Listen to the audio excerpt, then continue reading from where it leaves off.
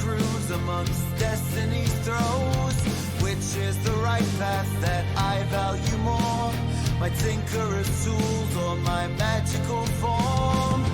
In the danger, don't know what comes next. Weaving my way with each step. On the path we wander through shadow and light, marching through valleys deep and wide, carving our fate and finding our home in this world unknown. Tracker of wolf folk, cursed with a plight, to embrace the darkness or chase the moonlight. Loyalty binds me to all I hold dear. Eager to help, I'll embrace every fear. In the danger, don't know what comes next. Weaving my way with each step. On the path we wander through shadow and light, marching through valleys deep and wide, carving our fate and finding our home in this world unknown.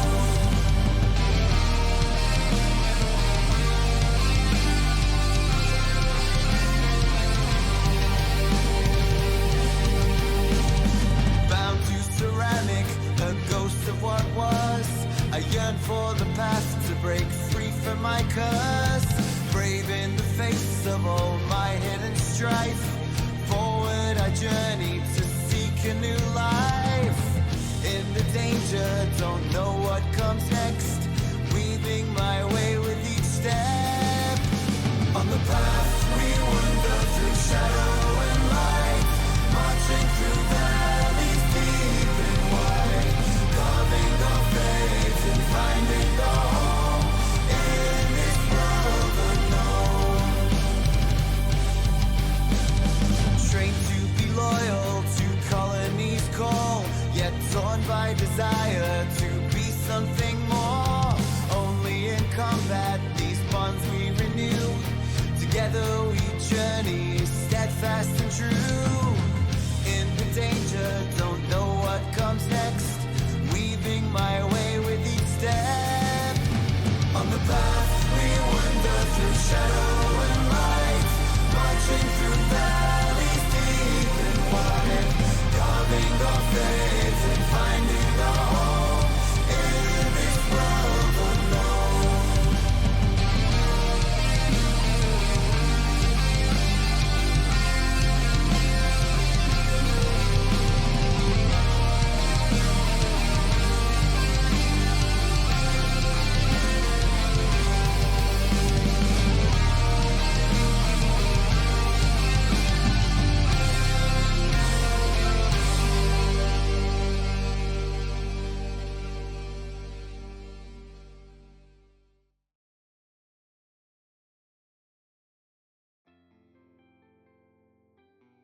Alright, hello everybody and welcome to episode 28 of Silver Shadows Trail of Echoes. So this is the second half of the arc.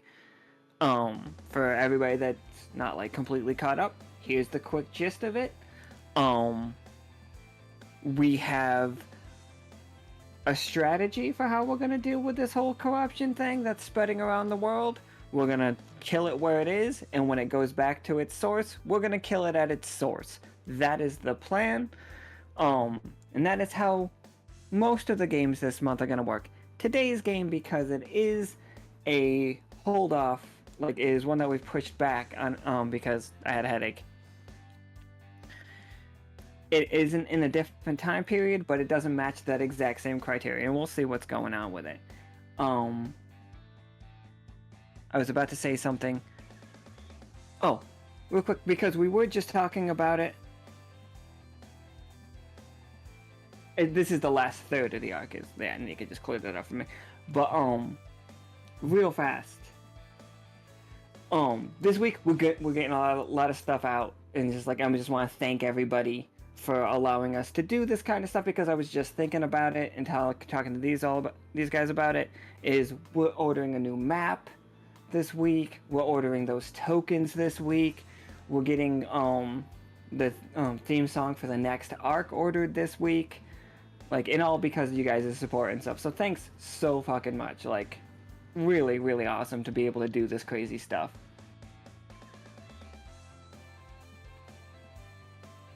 So yeah, I just wanted to thank you all, and let's get to the game.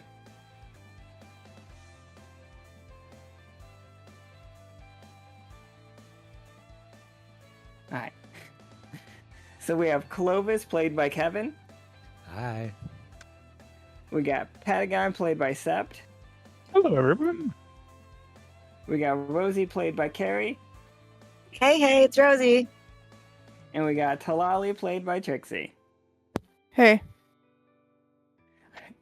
So, real quick, I know that you said you were crowdsourcing it, Sept. Does anybody remember what we named the, oh, what was it? Partridge. Absolutely. Excellent. So, in Partridge's, where the hell did you get the Boop That Snoot card? Or the welcome pack, probably.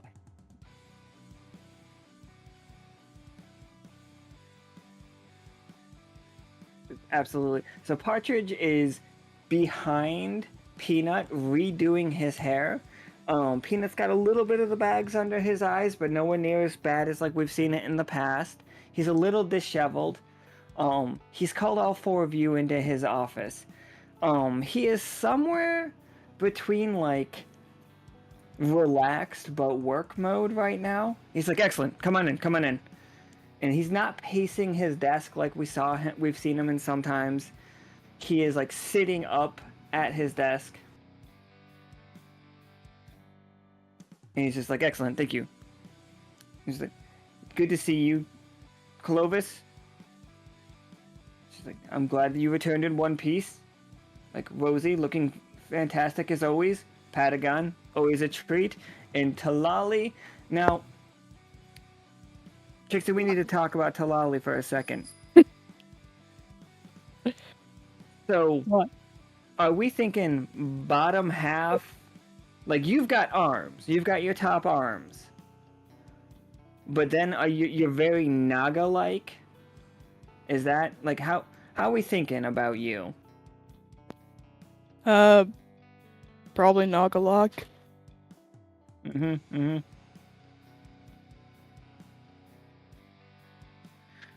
And he just like looks at his notes. He's just like, excellent. And he like checks off like Tlalli got weird.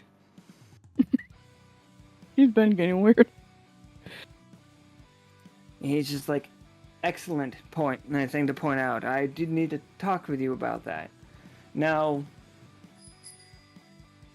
due to some strangeness that has been going on, that I've only just recently caught wind of myself. And like he holds in his hand a report from Kay. And he's just like, now, are you all aware that Officer K has been documenting some strange changes in magic lately? And it's just like, I've only just realized this. It's like, I didn't think I was actually supposed to be reading these reports. Did you know they had things in them? Last time I read them, they did, but it's been a little busy with the production schedule, so. He turns around and faces the window. Partridge, just still on the back of his chair, just swivels with him to continue doing his hair. He's just like, Seth and the party from from last week's PR mission brought up an interesting point that I hadn't considered lately. And that made me consider why I hadn't considered it lately. And it's just like, do any of you, and like, feel a sense of, not apathy, but have you noticed that your sense of fear not being as high lately? Your sense of adventure, like seeking excitement. Has this been a recurring fear for thing for any of you? Or are you just working on your normal levels? No. I have a sense of fear. I'd say that adventure has been forefront lately, but I didn't really know any reason why. It just kind of feels right.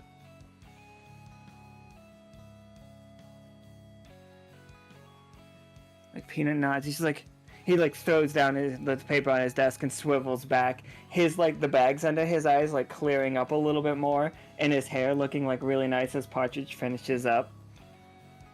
He's just like, no, that was just silly anyway. That was silliness. Of course. We are adventurers. We go on adventure.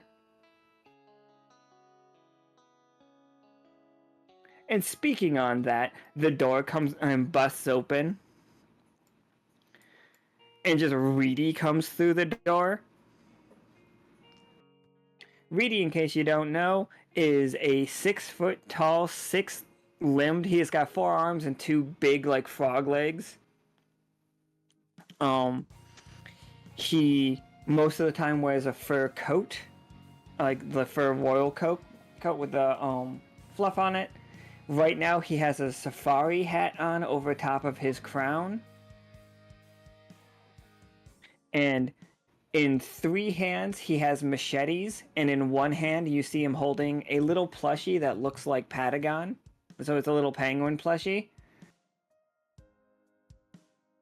And he's just like, Peanut, are these the ones that are taking me on my safari today? He looks at Clovis, he's like, ah, yes, you must be Clovis. And he like sheaths one of his machetes and walks up to shake Clovis's hand. I eagerly shake it. He's like, shake your hand. I hear you know that about your way around Tier Loa. Yes, I do. Excellent. It's like, we're gonna save. And then like camera pans really close to his face. My wife.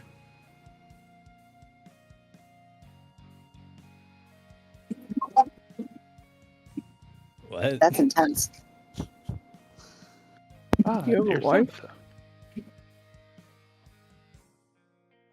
Peanut looks at everybody. He's just like, there is some strange magic occurrences happening all over the Echo. I have my theories, but Soki's being pretty cagey right now. My nose is stuffing up because of allergies. Yeah, like a lot of you were at their wedding. Not Rosie or Clovis.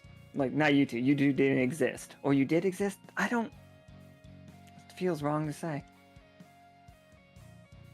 And it's just like he looks over at Patagon. There, and like he shows the readings. It's just like, also, did you know these say things? Like, you can... Apparently this means something. And he like lays out like a frequency thing. And Patagon, immediately, you notice it says there's a very powerful anomaly in Tier Loa. Yep, there's a very powerful anomaly right there in Tirla. You are correct. You see Peanut like looking at them, and like his eyes kind of glaze over for a second. And like he nods, he's just like, shakes his head a little bit. He's like, right.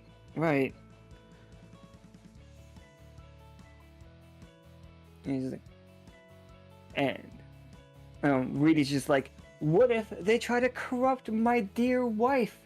I heard they're going after big monsters, and there's no bigger than Sabbatha.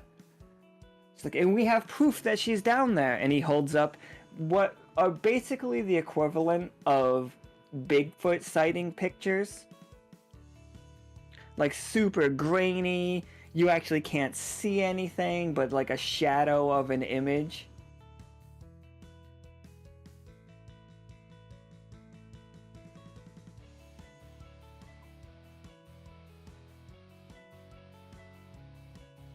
And he's just like, It's like, this is proof that she's down there. And he starts handing them to Clovis. Do you recognize any of these locations? No. It's just like, well, I thought you were an expert. Tlalli, you're a navigator. And he starts handing Tlalli, like, basically, what amounts to... he unfolds it, and it's just a big piece of construction paper that looks like a whiteboard with a bunch of strings attached to it. This isn't a good map. What is this? This is all of the... They said that all of them, this is all true accountings. Like, are you saying, like, this person saw... Like, look, this picture lines up exactly with the description around here. And he holds up a very grainy photo of a mushroom, and it might be a tail, and it might be a root. And it's just like, see, this is exactly the kind of mushrooms that grow right here. That's what they say. That means she's been around this area. Peanut's currently getting like a hand massage, and he's got like his beans super extended. Like Partridge is just massaging his hands right now, and he's just like kind of rolling his eyes looking at you all.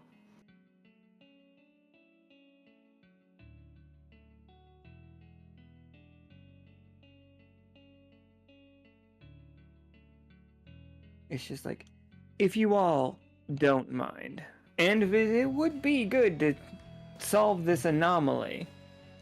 And he's like, shakes his head, he's just like, of course, you... He pulls his hand back, he's... Patagon, and Officer... Slick Feet. If you do not mind, like, could you make your way into Tirloa and figure out what this anomaly is? Again, Sleek Feet.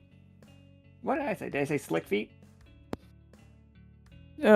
Sleek feet. Sleek Feet. I did say no, my bad. Like, figure out what this anomaly is. And he's just like, it's my wife! Figure out if this anomaly is his wife, if you don't mind. Will do. It's like, Rosie and Clovis, and like, it's like, Clovis, if you could do me a favor and guide our dear friend King Reedy here. Although he's not really a king anymore. I think he still goes by Frog King Ridiculous, though.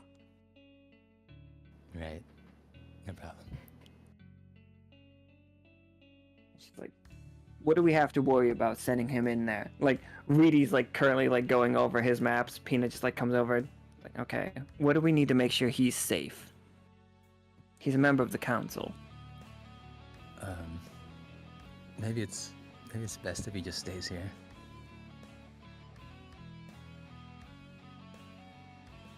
He's just like, I forgot. You're not from Liminal.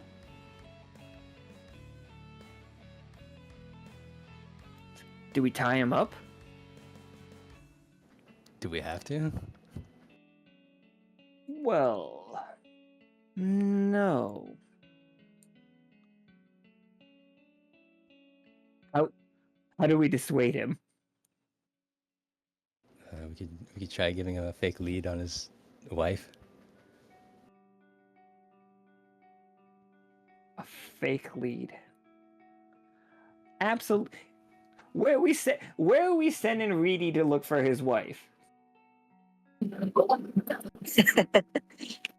We just need like a handful of random grainy photos. I'm sure that'll do.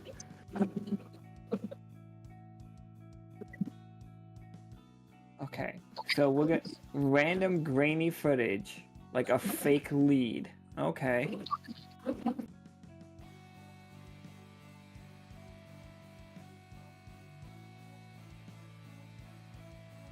Yeah, all right, I'm gonna take us to a big map here.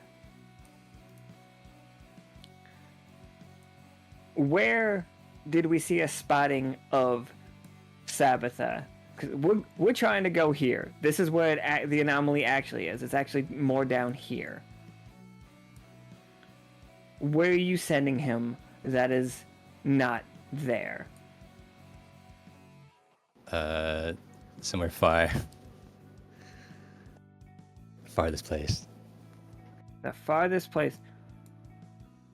I would probably say that's chimerical, like down here. Yeah, that works. Okay, are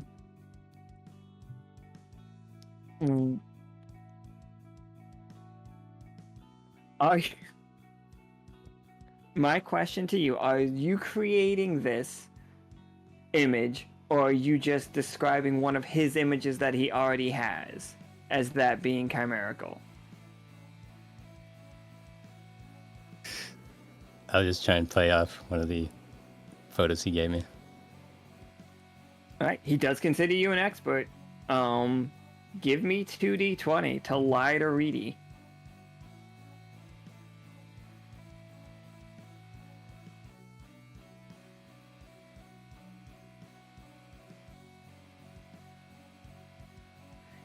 Yeah, that nat 20, yeah, for sure. Reedy just like looks around, he's just like, I've been looking at the wrong side all this time? He's just like, he stands up. He's like, get my boat ready. I'm going to Chimerical. It's just like, somebody get Krieg.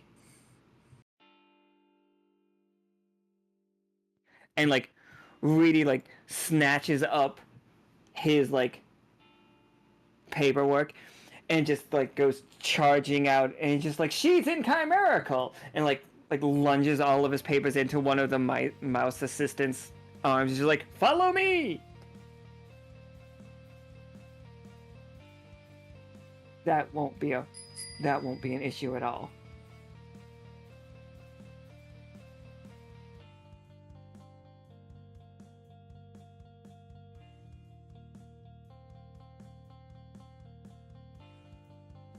Peanut just nods. He's like, well, and he looks over at Clovis. He's like, that was so convincing. She's like, she's not actually in Chimerical, right? He just shrugs.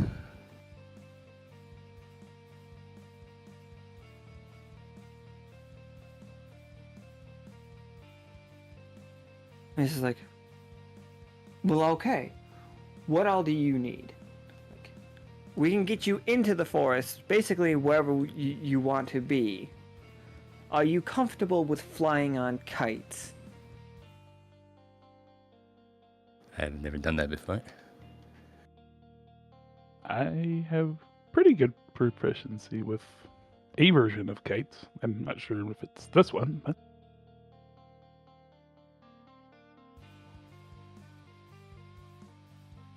Doki has claimed that it's quite safe, and they made it all the way to Provincial in one go. And we've had them get all the way to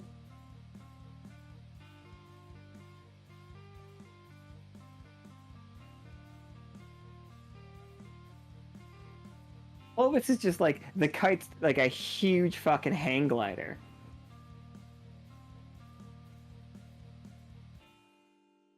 It's like, unless you all would rather walk.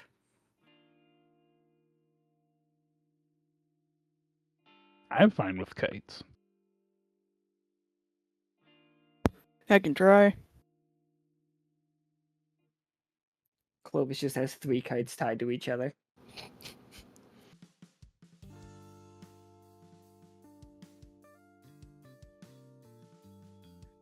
Alright, so, I mean, absolutely, like, that's how we can get you guys there. This is where the anomaly is. Like, in this forest. Clovis, you know a couple things about this forest. That, the creatures are very dangerous, but it has less of the, like, it's less mushrooms, more. Sorry, Rosie, is your mic okay? Yeah, I'm good. Okay, all right. We heard you like cutting out for a second. We're just making sure. Yeah, I'm good.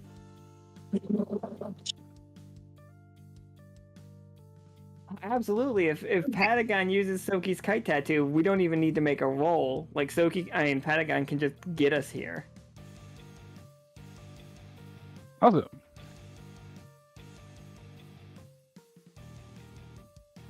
The annoying thing is I have a kite token, but I did not name it kite.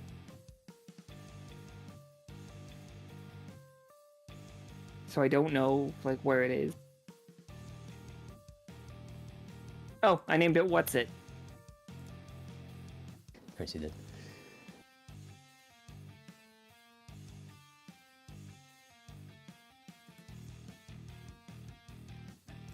So yeah, I thought this game was gonna have a reedy in it, so I thought we were gonna have like a time of it, but nope.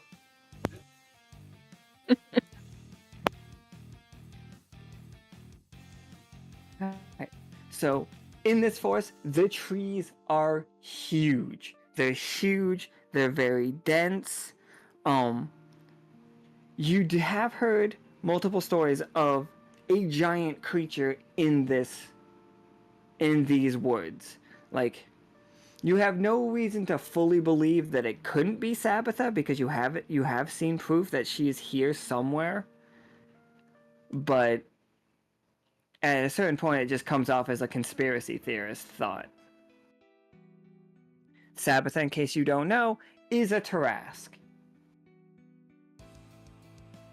Like, she's an absolute beast of a monster. She has a humanoid form, but that is not the form we've seen thus far.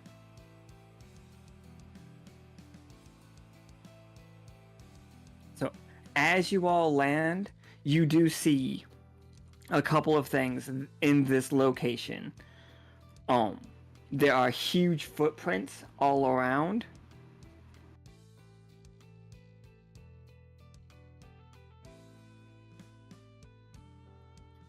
Like huge clawed footprints. There was definitely some kind of fight here. And there's a corpse of a large. Well, oh yeah, you guys would know it, or at least Clovis would know it as a Gorgon. It's dead. Good.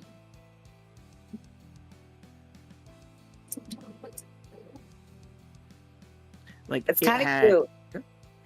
all of them are kind of cute. That's kind of the issue with like the monsters that I made for this place. Is every single one of them's adorable.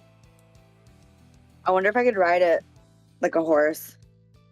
They are so big that we have gotten on the back of not a Gorgon. We got on the back of a Catoblepis, which is roughly the same size.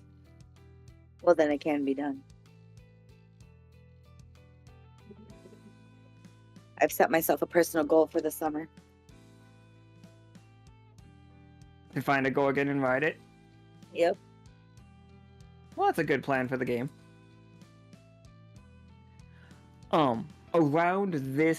Around this body, you do see multiple footprints, like from one very large creature. You see that it was eating here, and then you see footprints going away from here. You guys, as anomaly detectors, are going off all around you. You can roll to get like a more precise pointing of it, but at this point, it's all up to you guys. Like detective work, figure out where you're going. Do I roll a d20 if I want to roll? Yeah, D20 for all rolls if you want to roll. Okay. I don't roll. That sucks.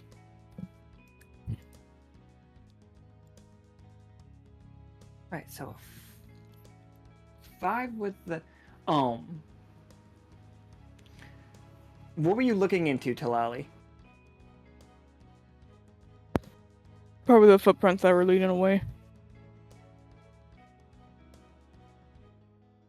So yeah, all right. The footprints leading away. It ran into a much darker part of this forest. It went further east. And like when it ran off in a hurry. It was looking for something.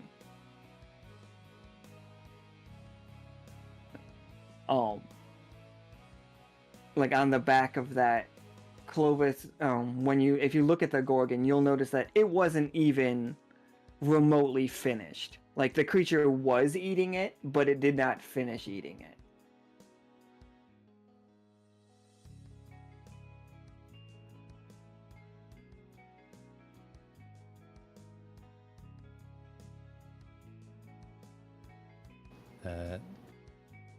Guess I'll roll to look around somewhere in the immediate area. Yeah, for sure.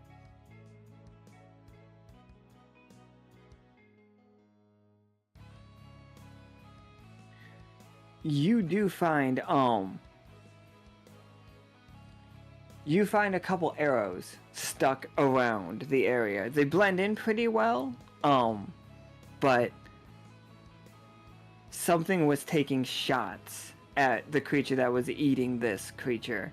Yeah, I think you'll find an arrow or two in the Gorgon, but it looks like it got shot in it after it was already dead, you know? Do the arrows look familiar? Yeah, with the 12 and the fact that somebody played the Got It in One earlier, I would say that yeah, you recognize these as the Cult of the Ram uses arrows like this. The Cult of the Ram is a local cult that will fight the biggest thing that they can. Always.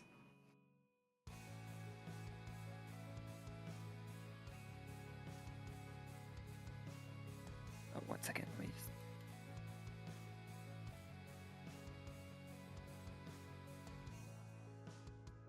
So yeah, it looks like yeah, like somebody was drawing this creature out.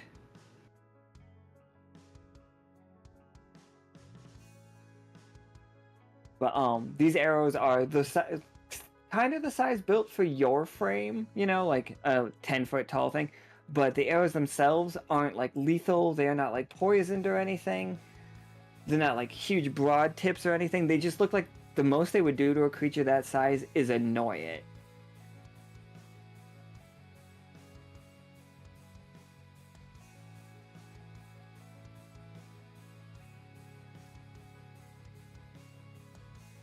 But you guys do see like the path that they must have taken. Guess no one else wants to poke around. We just follow the trail. Yeah, I mean, if the trail leads to success, let's get it, boys. Gang, gang. Gang.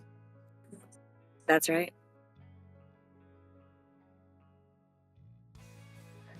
Down the trail we go. Go ahead. All right. 1 second. Let me get this. Then this one.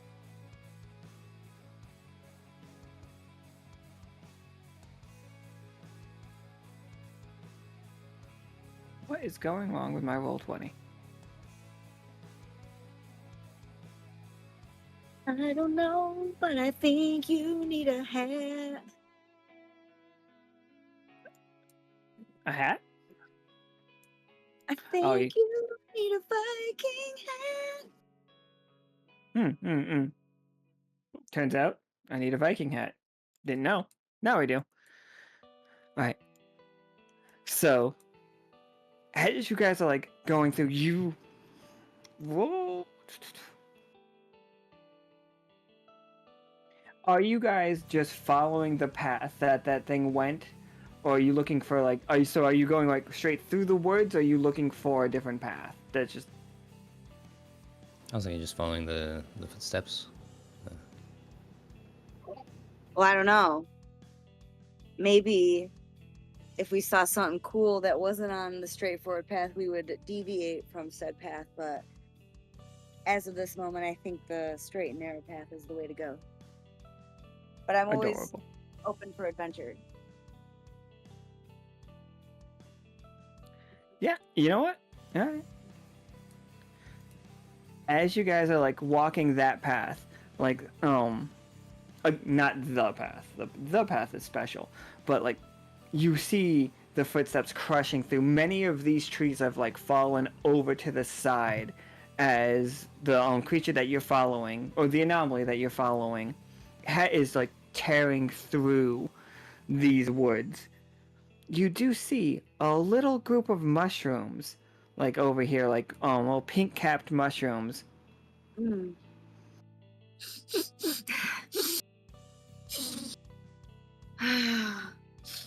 Rosie smells mushrooms. And you see like a little mushroom guy. This is much smaller than this. Like, there we go.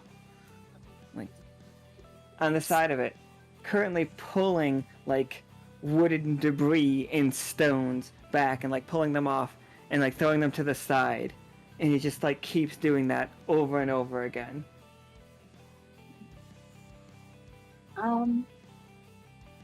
Can I approach the little mushroom folk and ask them a couple questions? Oh yeah, you can definitely approach him for sure. Is that okay, guys? I don't mind. We need all the leads we can get. All right. So I'm gonna go up to the mushroom folk and I'm gonna look them right in the eyes and I'm gonna ask. First and foremost, I'm gonna introduce myself. I'm Rosie.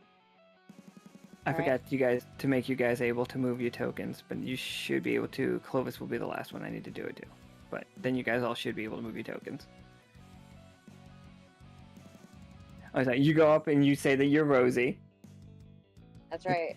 You see this Hey, little y'all. creature like whips around and he pulls out a very crude spear and like points it at you and thrusts a couple of times.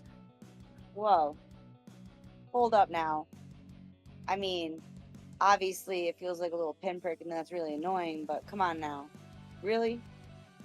I just want to ask you a couple questions. It has a little adorable face, and like you definitely see it like scrunching its forehead up, like it gets the forehead lines, and like goes back, like one arm still holding the spear, and the other arm just repeatedly like lifting up rocks and pieces of bark that have clearly fallen recently. Firstly, can I help you with this debris removal? I feel like I could definitely be of some service as my hands are pretty big compared to yours. Just saying. Rosie, can you roll me 2d20 to try to communicate with a mushroom that has no verbal skills or okay, ears yeah, to hear you? I sure can. Yeah, we'll take that 16. Like, it. How are you? What are you doing that convinces it that you will try to help?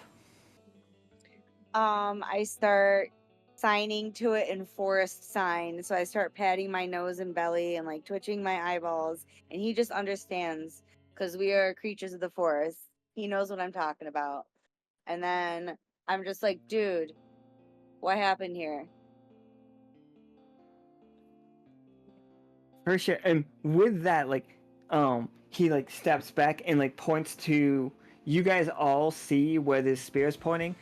Footprints, but not the monster's footprints. They look like they're really big for 3 of you, average for 1 of you.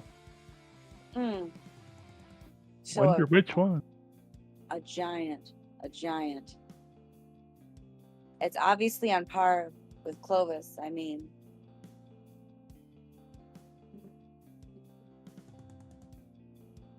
he's way bigger than us, guys. Like, way bigger. And it's just like, and you see the fact that somebody stomped on. And then, Rosie, you see it. This was a little house. It had a little door in it. Stop. Oh. And then I start like feverishly like twitching my tail and doing all this crazy sign forest stuff. And I'm just like, mushroom friend, was this your home? Did the big bad monster come and destroy your home? It shakes its head. Yes, that it was its home. No, that the monster didn't destroy its home. Do you know what destroyed your home? And like you see him like looking at Clovis real fast, and then like looking back. Did Clovis step on your house?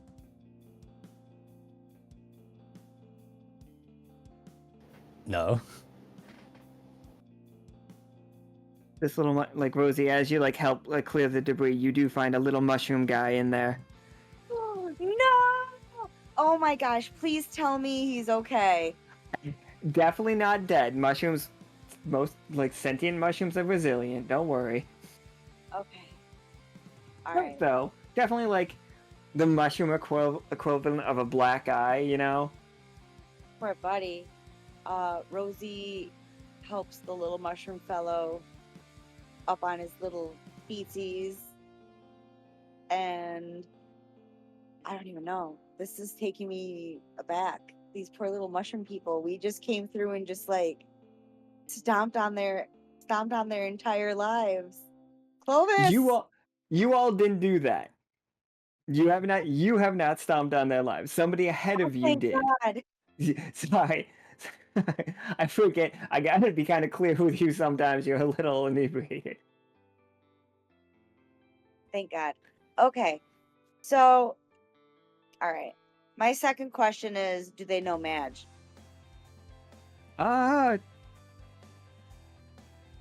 Fuck, you do spend a lot of time with Madge. I think, my yeah. buddy. I think they are distant offshoots. Okay. So they're But yeah, they're like, since you can communicate with Madge, you can get yes, nos are gonna be easy from this point on. okay. Can you point us in the direction of where this shroom home destroyer went? Like, the one with a little spear points towards where the footprints are going. Okay. Should we be scared? They nod that they are scared, but they point at all of you and raise the spear. That's right, my little asking, friend. can you guys fight? We can definitely fight. We'll fight for you, buddy. We won't let your house be destroyed in vain. Do you guys want to keep going up this little path here and follow these footsteps? Sure. Yeah. Gotta avenge our mushroom friends. I know, like, this is bullshit. Do you guys want to come with us to avenge your little mushroom home? Or do you want to stay here and help your friend here on the path to recovery? I'll give you the choice. I honestly think that it would say yes to both, but like, how do we... Do any of you know healing magic to heal the little mushroom? It's been a while since I checked my sheet. I'll look. As we found out in the last game, we don't want to try to heal with Patagon. Burns happen. Oh yeah, you set fire to the poor little mushroom. Yum.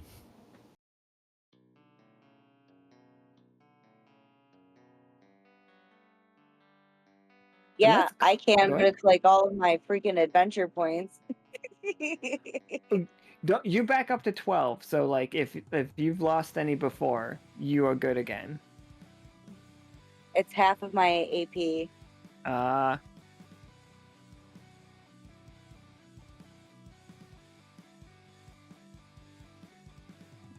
Yeah, I got nothing.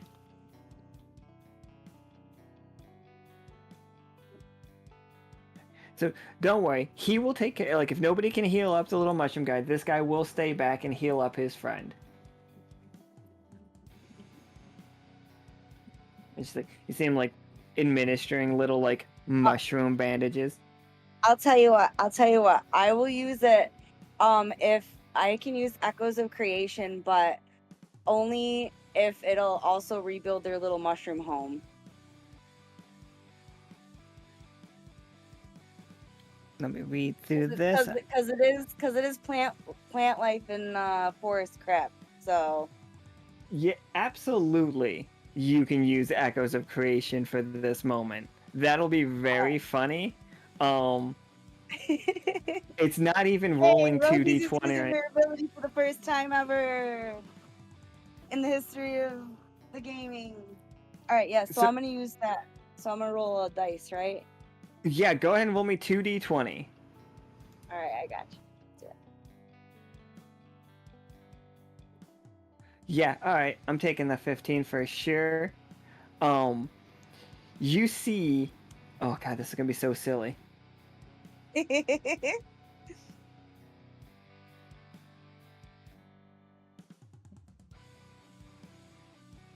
Okay, one of the like, this is a pumpkin.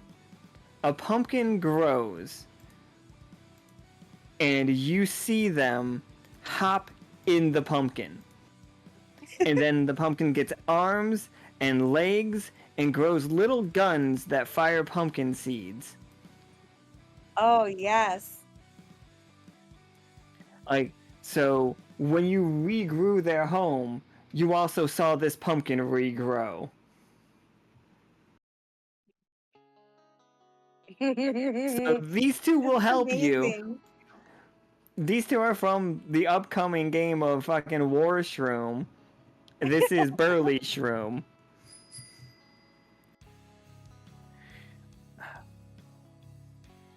Do I think each one of them have their own? I probably think each one of them have their own. Well, I mean, I am pretty tired. I think I created a lot of echoes.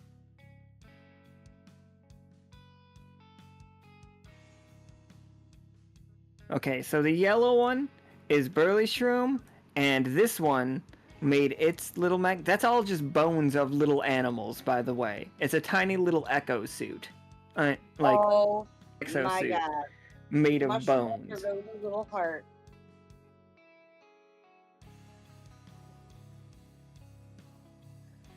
So yeah, good job, team. You got 2 fucking mushrooms with little mechs chasing you around now. Oh yeah. I mean, the more the merrier, right, guys? Always. Right. They know this place better than we do. So. Hell yeah, let's fucking send it, boys. Let's go.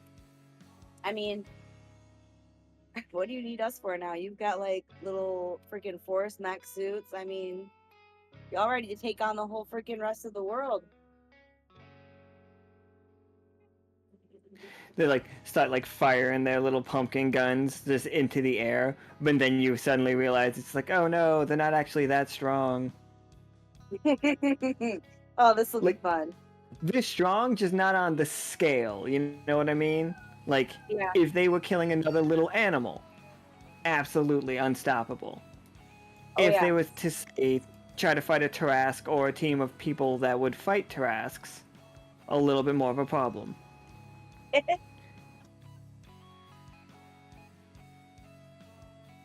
Yeah, so, you guys charging through, not charging, charging's a strong word.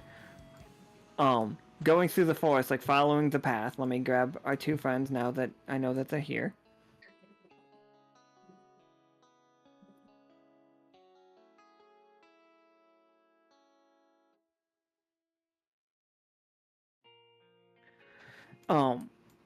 You guys do manage to follow through like this area.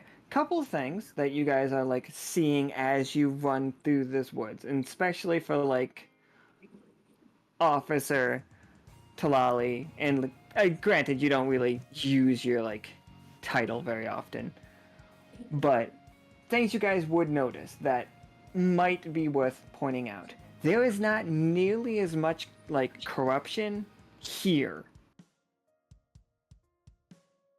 Like these woods, the stuff isn't like straight dripping with it. Like every once in a while you'll see a little bit of it, and you'll see like the mushrooms like that like hold it back, But this part of the of Tier just seems like a giant natural place. Like, I think of this place like Yosemite Park, but what if Yosemite Park was turned up to 1,000, but magically?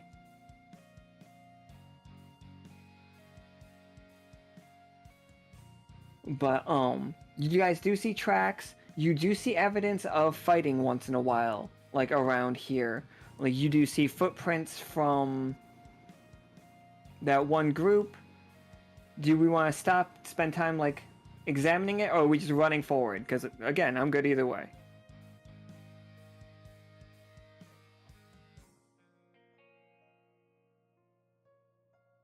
Yeah, I think we can just keep going unless there's something you want to check for. I don't have any ideas. So. Nah, I think we should keep going. Yeah, that sounds good. Some teams are just economy made fucking like characters, and that's who you all are. It's like, let's just get to it.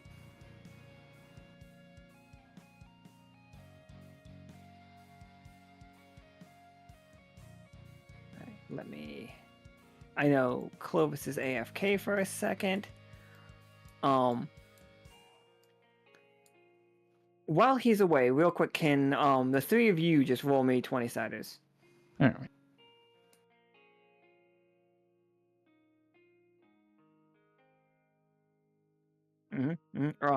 But for Patagon, a 13 is a 20. Well, not even for Patagon. That is a sept rule.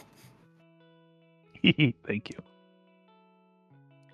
But yeah, so you see multiple things, Patagon, like as you're wandering through it.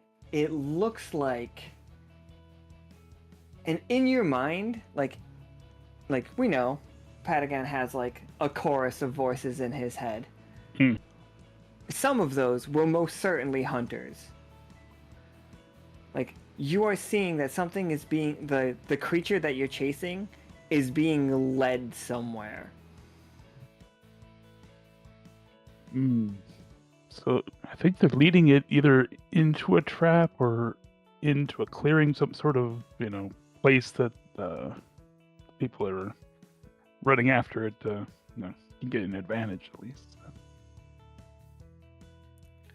Oh, yeah, absolutely. And you see a decent sized clearing up ahead. Yeah, like the trees thin out up ahead. Some of them, you get some more mushrooms growing up ahead, but the trees do thin out. So that, yeah, if there was something looking to fight this thing in the open, you are heading in that direction. You guys said you wanted to go, so let's just go. Here's what you guys see. You see 4 large figures. They are dressed very much like Clovis would recognize from the Cult of the Ram. Also, if any of you guys met the Cult of the Ram while you were in the inn, that this is them again. You do see many mushroom homes all over the place that the Cult of the Ram have like stepped on and knocked over and made clearings out of. I mean, like, they have not like they have just knocked down many mushroom homes to build a spot to fight this large creature. And you guys do see many little mushrooms, just like some of them like on gurneys that other ones are carrying around. But anytime like a mushroom gets too close to one of these guys, they just kick them away.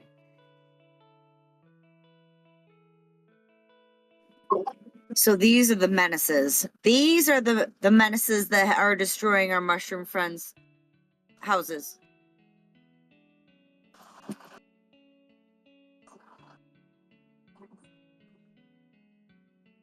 It's like one of them looks over. Oh, are you? Unless you guys are like hiding, you guys can like not be seen. Absolutely. I think we should not be being seen right now. Do you guys agree? I think we should be looking at them from like, I don't know, some shrubbery. Sure. Yeah, Except to for figure Clovis, out- obviously, because he's a big bitch. Clovis is taken to the trees. Yes. That sounds good. What do you guys think we should do? Do you think we should, like, confront these guys? Because I know our mushroom friends probably want to.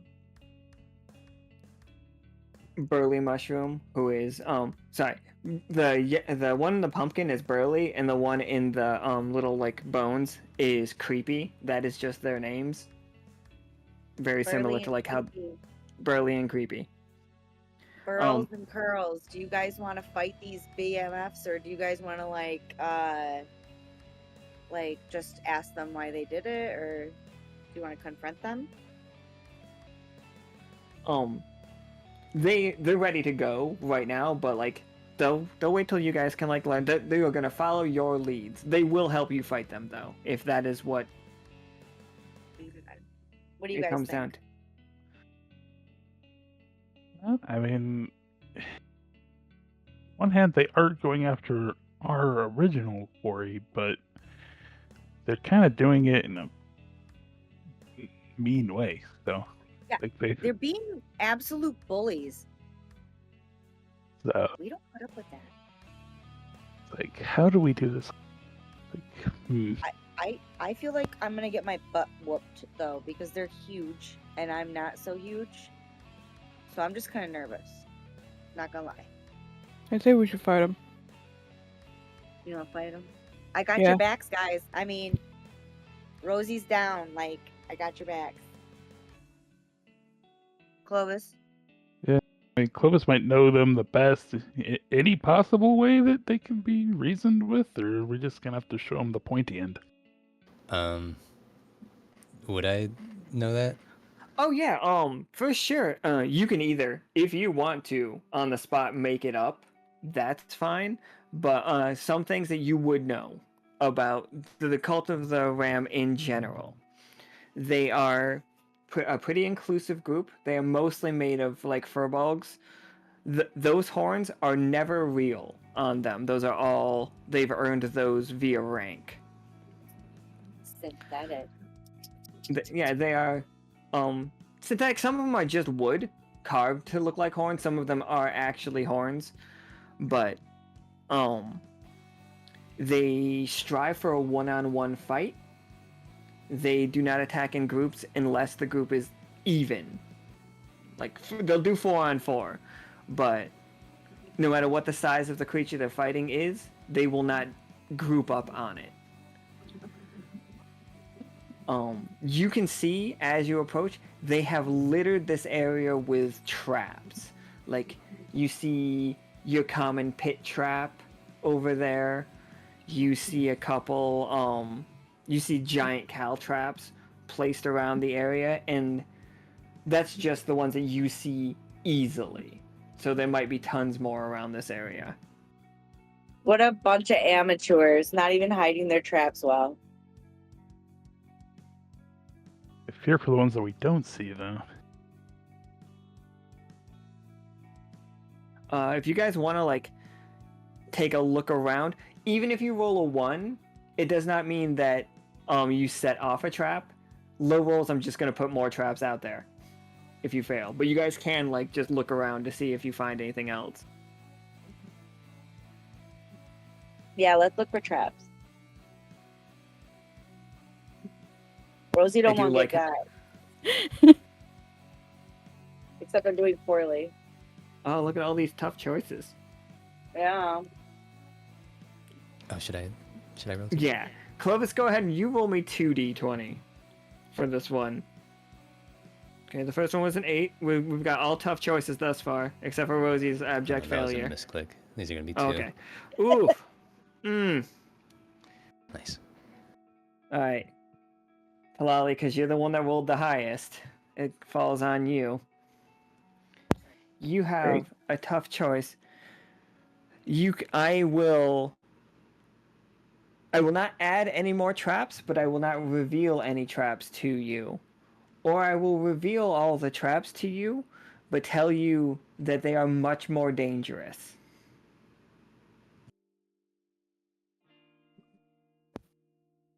I'll go with the first option. Okay, so we have we know that there is a pit trap and we know that there's cal traps around. Let me put down icons for those.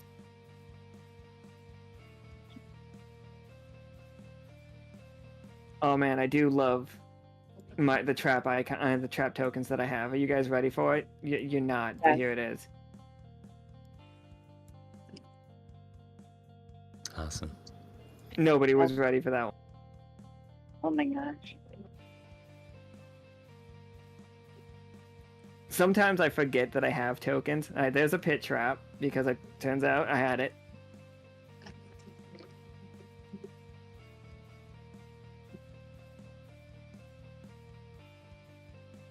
Also, this is just for me, but why is this under my traps? Like if I Google trap, that comes up. Not Google, but like search for trap. That's from yeah, the restaurant. Because that's probably the name of your trap house. Oh, the restaurant dungeon. Flavor Town.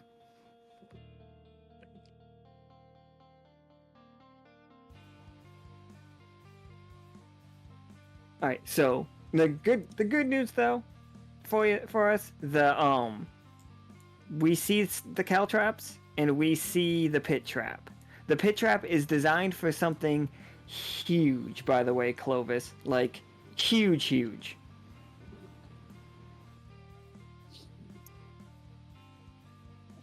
But yeah, that's what we know about them thus far. We know that they have set spikes around and they have a pit trap around, and then they are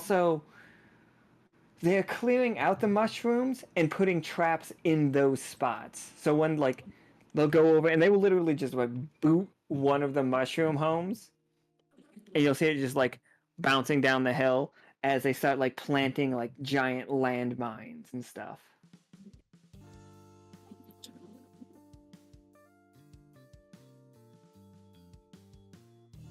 But yeah, that's what they look like. They are getting ready to fight something here. I wonder what it is. But also ruining all of these mushrooms' days. They're all swearing at them. Yeah.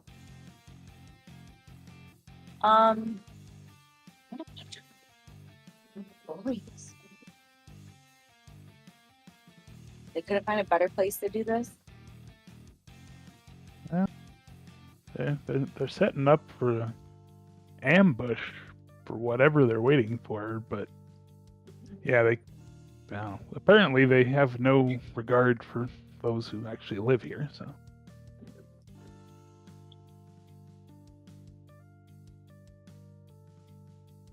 You see bulk. Oh, go ahead. If you guys are gonna talk it out, I'm gonna stay up in the tree. Oh, I thought we were fighting. No, we're gonna kick their fucking asses. Excuse me.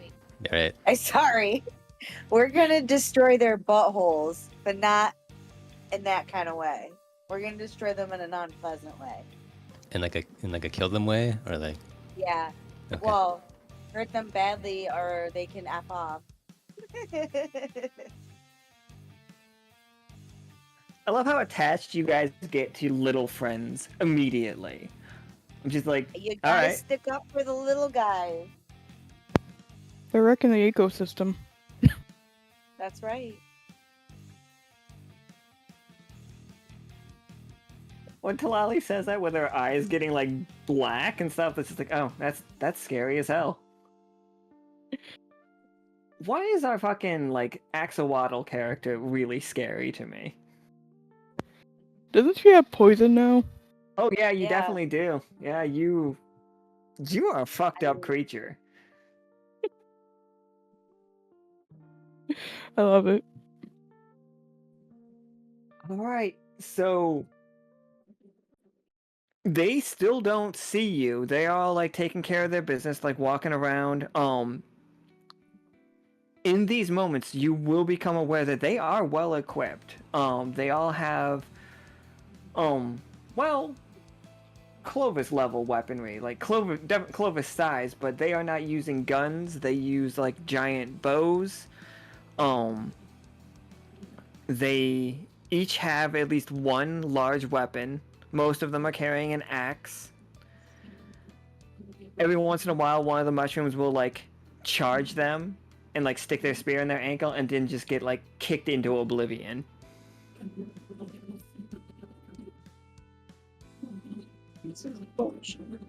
But they are laying traps. This whole field looks like it's about to be a killing floor for something.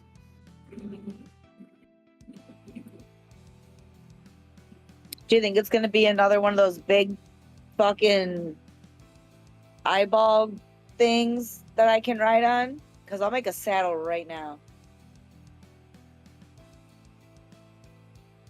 You want it to be a gorgon? Kinda, because I want to ride it. But that's just my agenda. I'm here for the mushrooms. So, should we ask these guys what they're doing here and why they're stomping all over these precious babies' lives?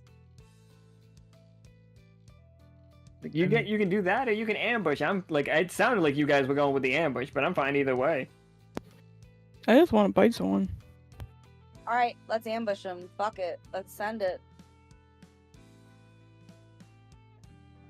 So, let's move this one back. Okay. Map layer, thank you. Map layer, thank you. So this one comes over near the bushes that you're in. As he's like trying to like set, like you see him with one of those like long spools of barbed wire, like razor wire, but this stuff is like intense. And he's just like spooling it nearby, and he's right there for you, Tlalli. Like he is within biting range if that is what you want to do.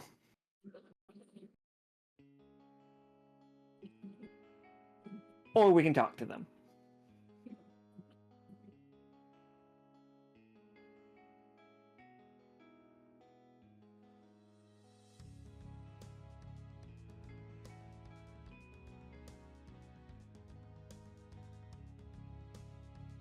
No problem.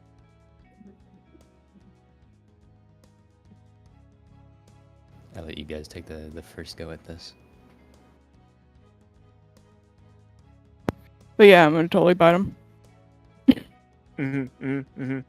Yeah, give me that give me 2d20. This is definitely a situation of ambush. Come on. Aw. It's like your tough choice is you can get this opportunity, like bite him, but everybody will be alerted to it. Like all of them will turn and like see the rest of your group, with the exception of Clovis, who is in the tree. Or you can recognize the moment has passed and let him keep going. Like he's gonna set this extra trap, but you guys have another sneak attack chance. Which would you rather do?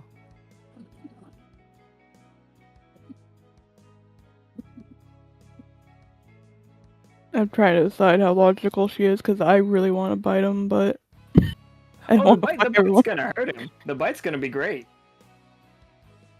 I don't want to fuck everybody else over. It won't be so bad. Like, and like besides, I'm pretty positive this group's ready for it. Okay, I'm gonna bite him.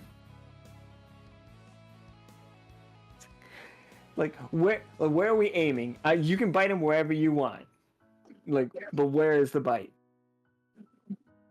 I'm gonna wrap around him and bite him in the shoulder. This dude screaming as Tlalli is constricting. Just like sinks their teeth into his shoulder. And he just like starts screaming. Like not enough that it hurts you, Tlalli. Well, you're gonna feel it, but not enough that it takes HP. He's like doing the thing where he's just like bringing his hand down on your head as fast as he can. I'm gonna bite harder. He just screams, throws his weapon, trying to like, get it off me! Get it off me! And all three of the other ones are laughing at him. Then they see the rest of you, and they're just like, ambush! And then, like they pull their weapons out. Like, who are you? And I think before anybody gets to answer, because the ambush thing, the pumpkin Burley just starts firing with pumpkin seeds directly at this guy's face. He has a tough choice. I'm gonna give this choice to you, Rosie. Does Burley keep firing and get one of these seeds directly in this guy's eye and hurt him? But at the same time, this guy will throw a dagger, and it's gonna take one of the, Burley's cannons off.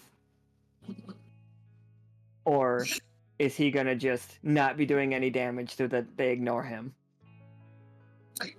I think little Burley should get his damage in. I think he should beat him right in the eye, even though he will lose his cannon. I feel like as long as he gets one shot in, that's good on him. Better than no shots in. He deserves his revenge. The guy grabs his eye. He's like, bastard! What the? It's like I'm sick of these fucking mushrooms. And like he's got his hand out and he throws the knife. The knife cuts off like Burley's cannon. One of Burley's cannons. He's got two more. Don't worry. That's right. Any attack on this guy right here, whoever makes the attack on him gets 2d20 for Burley. Like Burley's attack helped.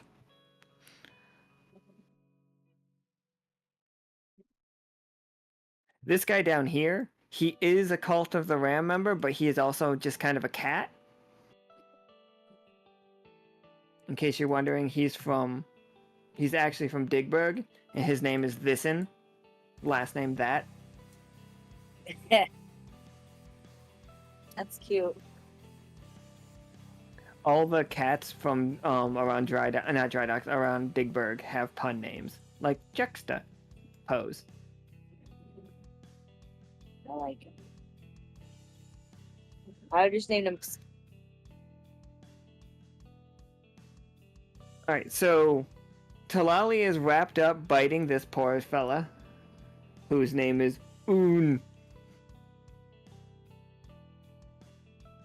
I don't know if you like stole his wallet to get his name, but It's probably sewn into the back of his jacket so he doesn't forget. that makes sense. That makes a lot of sense. Or his battle vest. Your battle vest can be your jacket. It's true. Alright, sorry. For everybody else, like Patagon, Clovis, Rosie, what are you three doing? I'm like gawking over how cute the fucking mushrooms are when they kick ass. And also, I'm gonna kick the pussycat in the shin. But it's not gonna be like a normal kick, it's gonna be a rocket powered kick, so I hopefully break it. Yeah, okay, yeah. Fucking, I'm here for it. We're just gonna kick this dude in the shin so hard that his leg falls off. That's the goal? Yeah. I mean, I got these rocket powered skates, why not? Let me roll that d20 for you. See how well this goes. Hopefully not shitty. 14 does it. Well, it doesn't break it off, but it does. You know what? No, because everything is gonna be going a little better for everybody. And he just grabs his shin. He's like, ah! Then he falls over, and then you see one of the little mushrooms that he kicked away come running up and stab him in the eye. Maybe not the eye. I'm doing a lot of bad things to eyes lately. But just keep stabbing at him. Patagon's gonna line up a magic strike shot to the He-Man looking one there in the back with the blue scarf. That's a 0 AP, but does for 2 damage, so we'll see what we get here. That's Patrick. Patrick. All right. Well, Patrick, I'm not good at rolling. Oh, tough choice. He this hit will hit him square in the it'll hit him in the shoulder and like do the knockback thing, but you will see him like offer his weapon out to you and like a duel. Me and you, Penguin. Sure. This will lock you into it. Like nobody else will be able to attack him. Well, you guys can if you want to break the duel. I mean, I'm fine with the duel if everyone else is. Sure. Go for it. So with that, he's like, okay, and readies his chainsaw. He's like, He looks at your chainsaw. He's just like, "Are you one of the god hunters?" And like cracks his neck. I know a few, if that changes anything. It doesn't change. Like we're trying to become god hunters. That's what brings us to this neck of the woods. As he's walking, he's dropping like heavy you see his backpack. He drops on the ground, and he reaches down and grabs up his halberd. Well, I mean, that is a noble goal, but the way you're going about it is not the greatest here. You don't like Mushroom. setting traps? Oh, traps are great, but the mushroom folk here are very much not appreciative of the way that you've gone about it. Oh no, they're just like thorns on a bush. They're not people. And he like kicks one away. This is like it's just a gnat. That's just like a reflex. They're not thinking. Well, that I think we'll have to disagree on, and let the duel speak for itself. I think. It's like he nods and just like runs in, and he is gonna try to headbutt you with all that he can.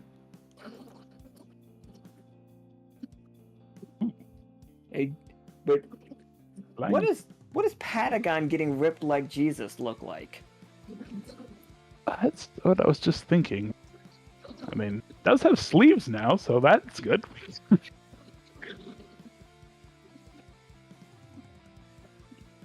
Is that Rosie's mic that I keep hearing? Is it my air conditioner? It might be. I don't know what was going on. Sorry, yeah. It seems good now. Sorry, Patagon, go ahead. Yeah, I'd say since we do have sleeves on the Ione gear, those will definitely have to come off and go into like a battle stance of sorts. So normally, his headbutt would hit you for 4, but because you got ripped like Jesus, it's only gonna do 2. And I think in that moment, he realizes that he should have done twice as much damage to it. And I also think everybody else around is just like, oh. The others are like backing off. The one that's like currently like trying to pull Tlalli off of his neck is also watching.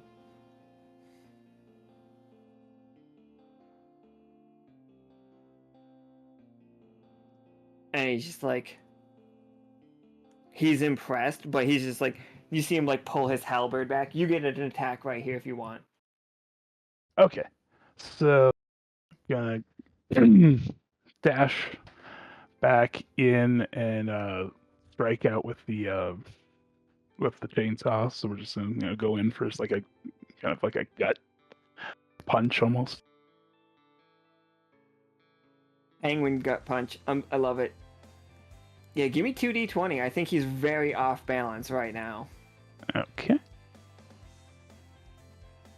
That nat 20 is gonna be What's it look like? Yeah. So like, right. you just beat him. Okay. So so kind of like a recoil back from that headbutt. He's like stick his talons in the ground and then just launch off right back at him. Chainsaw just like straight in front of him, just go right into the, I guess like right below your like sternum kind of place, and just like go for like an uppercut. Oh shit! Are you trying to kill him? I'm not trying to, but going for, I guess, a gut attack of some sort. Oh, was this with the chainsaw? Um, But did like it sounded like he was throwing a punch at first, but then like yeah, I mean, it would be I guess we could use the not pointy end, I guess. oh no, yeah, absolutely, like you can just be off, or like just like slam a chainsaw into his stomach and then uppercut him, and like we're gonna see like as it goes up, it does rip. Like you cut him. He gets a nasty cut across his face. Like both of his horns get torn off of his head. Like he goes like straight into the air and then does the fucking like lean all the way this way because it looks better. Like lean back situation, crash down on the ground, and 4 little mushrooms just come running out. It's like kicking him in the face. But like that round was over. Like, and all 3 of the other ones immediately just like raise their hands, like including the one that Tlalli is biting. Like they raise their hands and like make a very big showing of dropping their weapons. Once they do that, they lower their hands again, though. All right, everyone. I guess I'll let go. I believe we proved our point. I'll jump down from the tree. Hey, Tlalli, what does your poison do? I don't know. I was gonna ask you. Like this guy's just, thanks. That was a really good. Just fucking splashes his face down in the water. All the mushrooms just come over, kick him in the face a couple of times. I'll move his face out of the water. One of the mushrooms is just like on the back of his head, like trying to drown him, and just like sighs. I like the mushrooms. All these mushrooms are fucking savages.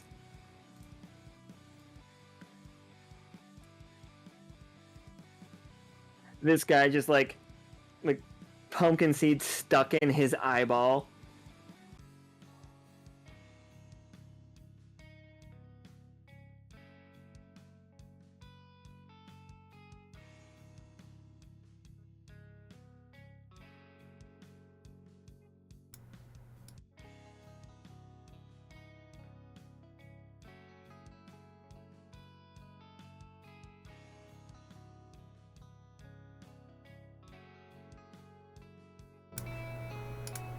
I think it's back. OBS just literally just stopped. It just was like, no, we're not streaming. No.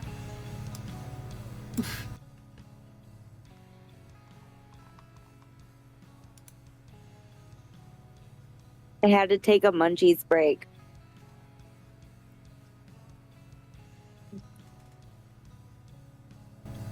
It looks like it's back, but what do I know?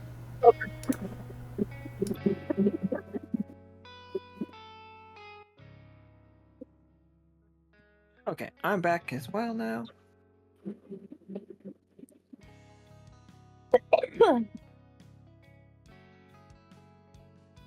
Alright, so I think I saw they said that it was the pumpkin seed to the eye that was the last thing that we were talking about.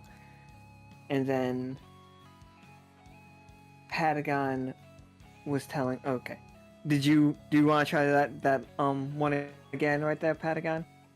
Yeah, sure. So he extends his hand out to him, like, okay, yep, well met, and wasn't our intention to draw blood today here. We're just concerned about our mushroom friends and their house and their whole village. And I know you don't believe that they're sentient, but I don't know what else we can do to change your mind. It's just like, might makes right, my friend. You've changed our minds until, well, someone challenges you. You got it. We will protect these little ones. That's good. But no, Clovis? we are already in quite a setup for a hunt. Like, this is quite a ways into it when we're changing leaders. And it nods to you. It's just like, what? Do you just wish us to leave? Do you wish us to end our hunt? What do you need of us? Well, I believe if I'm not going to speak for everyone here, but I think we're hunting for a very similar beast. We were following the trail up up the clearing here when we found you. So I don't believe we need you to vacate so much as maybe we can assist in a way that preserves both our friends' village here and lets you complete your hunt. But maybe Clovis would know more. I know you've scouted these lands more than I have. So I'd like to ask them what it is they're hunting. We're hunting the Queen of the Woods. It's like, I know most call it just a fairy tale. And those fairies tend to lie a lot. But I am convinced it is real. Patrick, and they point to the guy, missing multiple teeth, both of his, no longer has, the antlers on, or the horns around his head. You definitely a tan line where the band that he attached them to was.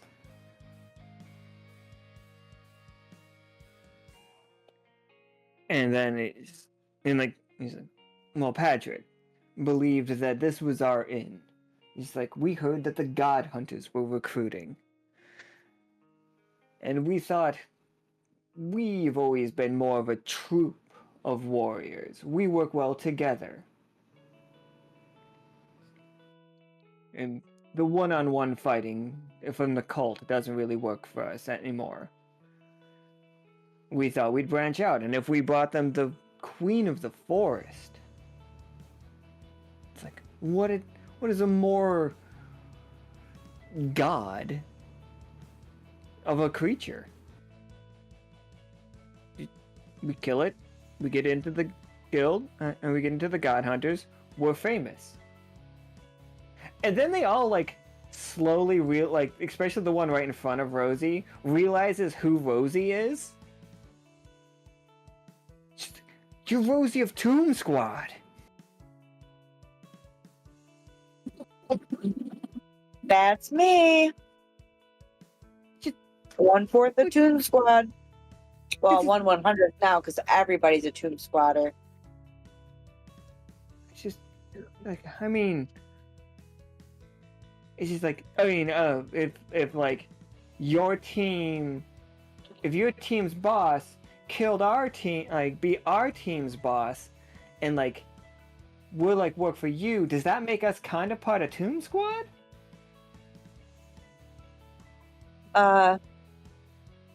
You can only be part of Tomb Squad if you promise not to bully any smaller creatures than yourself. It's just absolutely. We only fight bigger creatures. We would never harm a littler creature.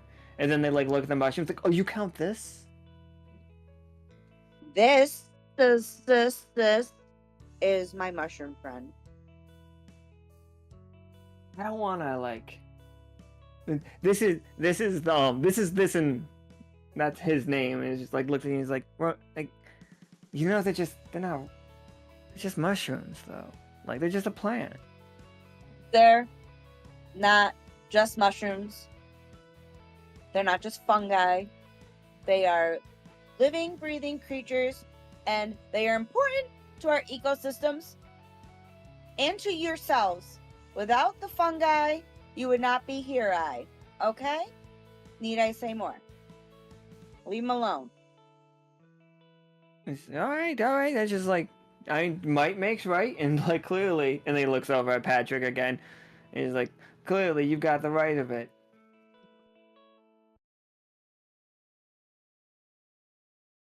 If you guys like to adventure, and you're about, doing what's right and kicking ass, you can join the Tomb Squad. Honorary Tomb Squad members.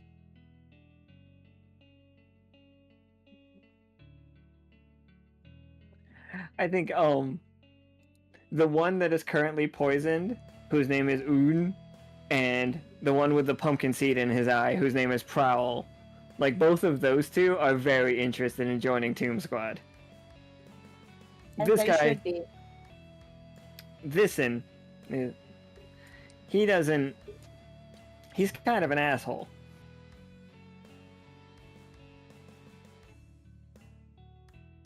It's just like, but Prowl talking to Patagon and Clovis just like, this, you see, this is the best area to fight such a creature. We've got leverage from like area from above, obviously. You would just in that tree, you know that like the advantage that we would have. Also, we've managed to line the whole place with traps. I mean, we did seem to displace many of your mushroom friends, but you can clearly see that this area has already been prepared for the fight. If we just use this area, then we are at a much greater advantage.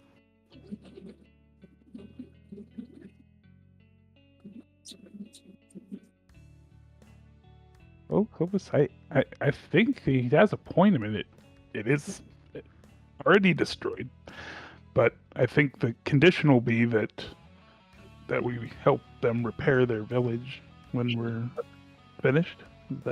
Would that be amenable to everyone? I mean, oh my god, I want to build a little mushroom town with everybody. I have no problem doing that.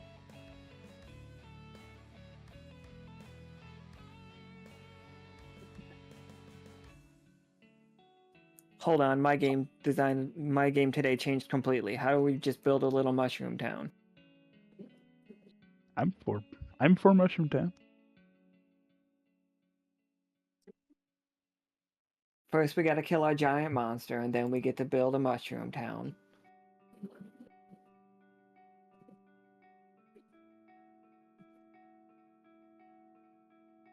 Alright, so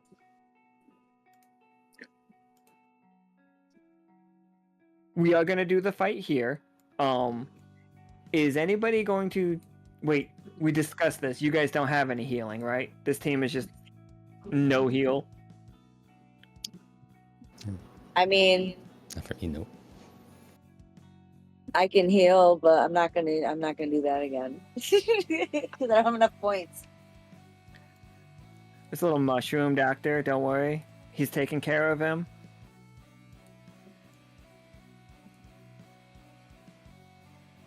I promise he's a doctor.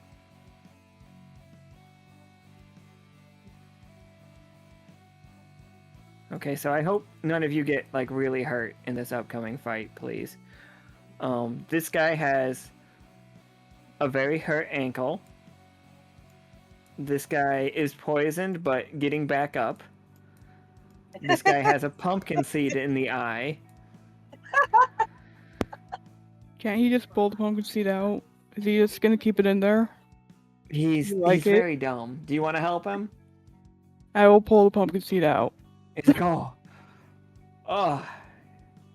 you are all mighty warriors and doctors. I was prepared to lose that eye.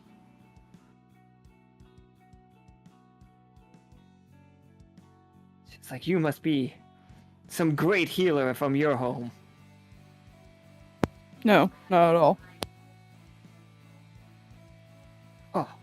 The skills of healers from your place of origin must be astounding. We just put mud on stuff.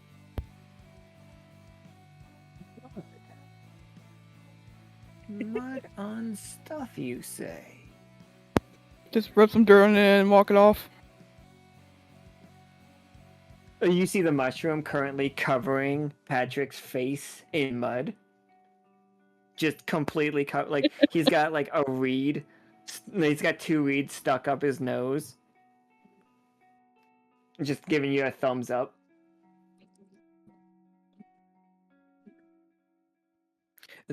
So, the creature is coming, by the way, everybody. They have set the trap. It is on its way. How are you all preparing for it? Now you guys don't have to worry about not knowing where the traps are. They will point them out to you. Like, there are just... if you like, whenever you want to say there's a trap there, it's there. It'll work. It's great. But what does prep look like for you four? Or you just, like, shrug and just wait for things to come? I mean, I'm literally just standing here, eating snacks, waiting for the big thing to come through. Yeah, just standing around. Love it. I'm just chilling. Patagon will probably get into one of the bushes nearby so he can literally ambush from the bush.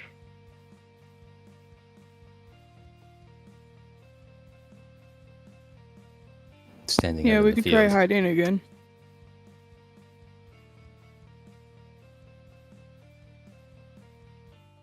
Yeah, absolutely. So, you hear a roar in the distance, and Patagon, your little Patagon having a Patagon plushie is the most fucking like bizarre thing to me. Like a penguin reaching into his pocket of his now sleeveless outfit to like look at like a little plushie like a hand knit plushie version of himself that tells him where bad things are coming from. It's one of those moments that I become very much aware of how weird the game we play is. It is my mini-me. But yeah, so you see the fact that an anomaly is charging towards this area. And it is just that discordant sound, like something about the roar makes it sound like 2 people are roaring at the same time, or 2 creatures are roaring. And the second one sounds more like a voice. But here oh god, it's so fucking big.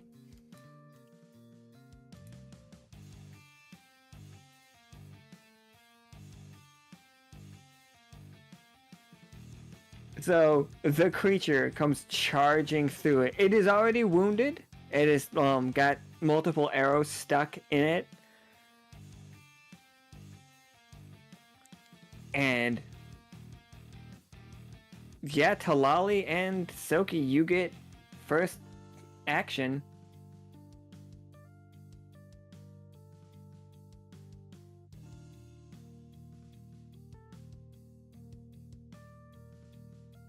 Can I try to petrify it? For sure, yeah. I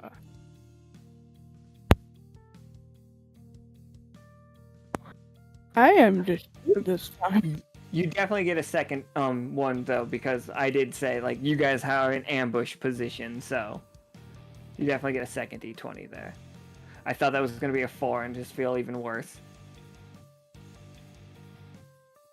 But no, absolutely with the 14, how like what does your petrify do? Like where do you grab? Do you have to grab it, or do you bite it? Well, I want to bite it now that you said that, but you turn the surface of a nearby commoner or minion to stone for next minute. Oh, it's not a common or a minion, is it? Oh, it's absolutely, yeah, and it's not either one of those, but like, we can have it so that your bite is how you petrify. Oh, okay, cool. But yeah, like, you guys will see around, where did you bite it? Probably the ankle situation. Yeah, I don't think I can reach up to its neck. Like, you guys see a brittle patch of like slate stone, like as like the exterior skin of this. So in that spot, where Tlalli is biting it, it is a weak spot that you could hit again and again and do double damage in that spot. Like as it like shatters. The idea that stone is like easier to break than this creature's skin is alarming. Right, Patagon. Now you get to go. Okay, so going to attempt to do a whisper link with the creature, and also check to see, because with the new Patagon plushies can detect corruption, if I remember right, correct. So I just want to verify that it's truly corrupted, and we're there's like no saving it here before we go too much further. Oh, absolutely. This has no corruption. This is not a corrupted beast. This is just a giant magical creature. It is an anomaly, but not corrupted. Okay. With my whisper link, I'm gonna try to reach out just to see, like, ask it its name, and try to indicate that, like, we're here because of Reedy, and try to trigger any memories just to make sure, like, is this Sabbatha? Yeah, go ahead. Now, roll me 2d20. That's a communications thing for sure. Ooh.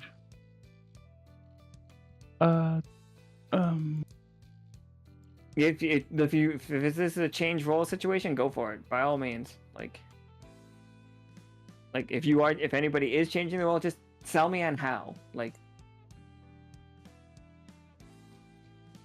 That's trying to see.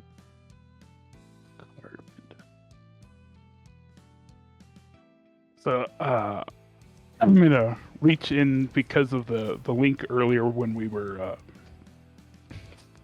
stalking them at where they were setting up their piece. He's going to tap into that hunting instinct and just like try to connect more primally, I guess, to it, and be like, almost emotionally, just reach out and be like, hey, we don't want to harm you, but is there? Yeah. Can you give us any indication you're still in there?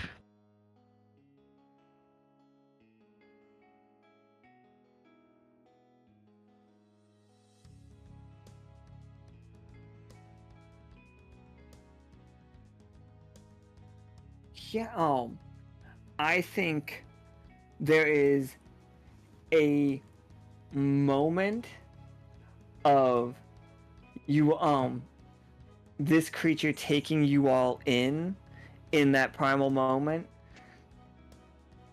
This thing she lets out a roar that if Osiria were here, Osiria would understand immediately. Hackles up, this is a challenge.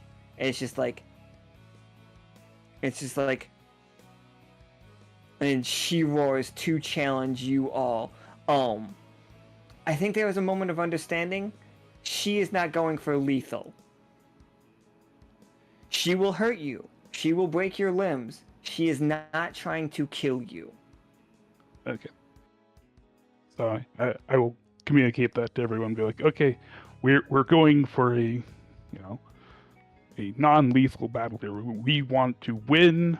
But we want to subdue the creatures for further, not in non-lethal purposes, I guess. Yeah. Patagon, from your time with Voice and Katori and your ability to hear when the world is wrong. This anomaly feels like it is two songs trying to play at the exact same time. Like Yep. Yeah, go ahead. Yeah. So there are two discordant songs here fighting for dominance, and I think if we can subdue the one, we might have a chance to save the other. And my hope and feeling is that is truly Sabbatha. So let's fight for honor and justice. The two Cult of the Rams that are like with you guys and just like, all right, it's honor and justice. It's cool. Like they like smash their like pole axes to their chest as like you say it. One of them hands Patagon the a taped up version of the helmet thing. It's got the ram's horns on it, just like bandaged up, kind of like I'm thinking like Poindexter glasses kind of situation that when they get broken they tape up the middle bridge. It has that vibe.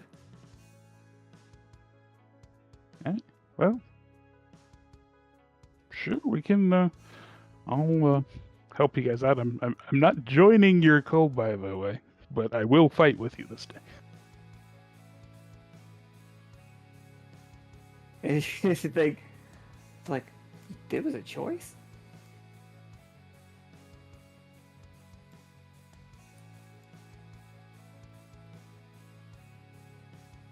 All right. So this thing. Here's how I think where we think we are.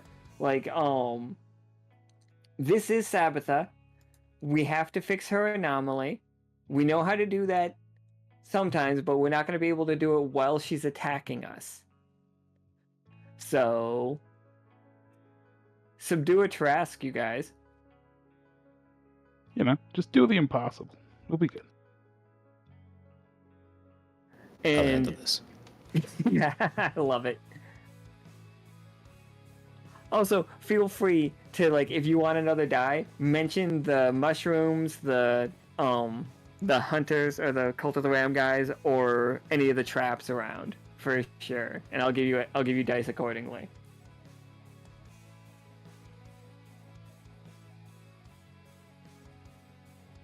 But yeah, you guys can take whatever turns you want now. The only turn that was special was the ambush one.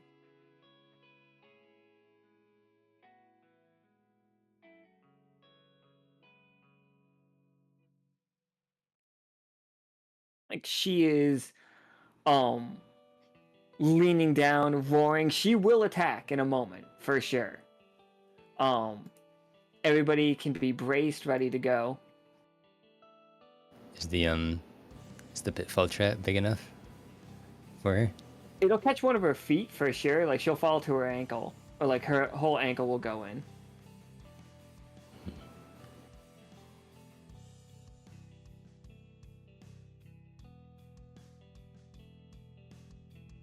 I think I'll just do a basic attack on the weak point on her foot. Oh, absolutely.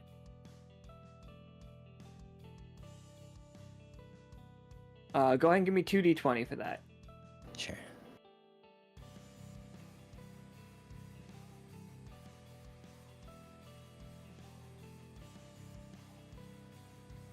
Yeah, with an 18 for what?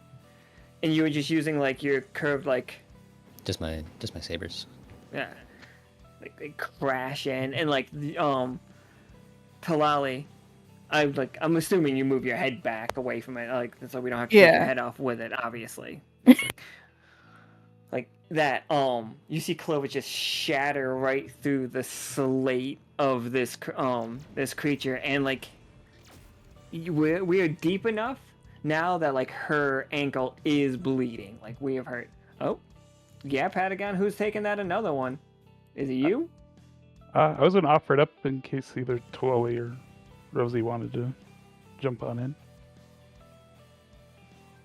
the card and another one, Rosie and Tlalli, just so you know. It's immediately you get another attack right now. Just you get to go ahead and make another attack. I'm going to kick him in his face. The Trask? Yeah. Okay. Oh no, the only because like that's a her, but all right. No, you're good. So roll me 2d20. You rocket boosting obviously up there, aren't you? Oh yeah, I'm gonna launch my That's- ass if it happens. Like you got a natural 20 there on a buff to physical, like kick the Trask in the face. What's it looking like? Are you roller skating up this thing's body, or are you going from ground to up? Like, It's crazy. So I don't know what happened. I don't know if I got a little extra juice in the turbo boost or what, but I just like I rocket power and it just launches me straight up. And I just like I don't know what happens. My skate just fucking goes right into this dude's face or this chick's face. And it just like, gives him the nose job. it does that thing where you hit her bottom jaw so hard that you hear her teeth all clack together, Yep. And it's just like there's that cartoon moment where like one of the teeth comes flying like out end over end because like and yeah, these two on the ground, like these two members of the Cult of the Ram, they just like look up, take their Cult of the Ram helmets off, and just start putting on Cheer Squad t-shirts. I know, not Cheer Tomb Squad t-shirts. It's like, fuck. And like, she goes wobbling backwards. Super, like, loose on her feet. She, like, one of her feet goes, the one with the fragile stuff goes up to her ankle in the, trap, and you guys just see her start falling backwards. She does like stomp her foot and like she doesn't regain it stuff because we did a cheer squad and the first one we did was a 20. So this entire game is just everything has to go right for you. All right, yeah, so she's falling backwards, Patagon, or Tlalli. What are we looking at?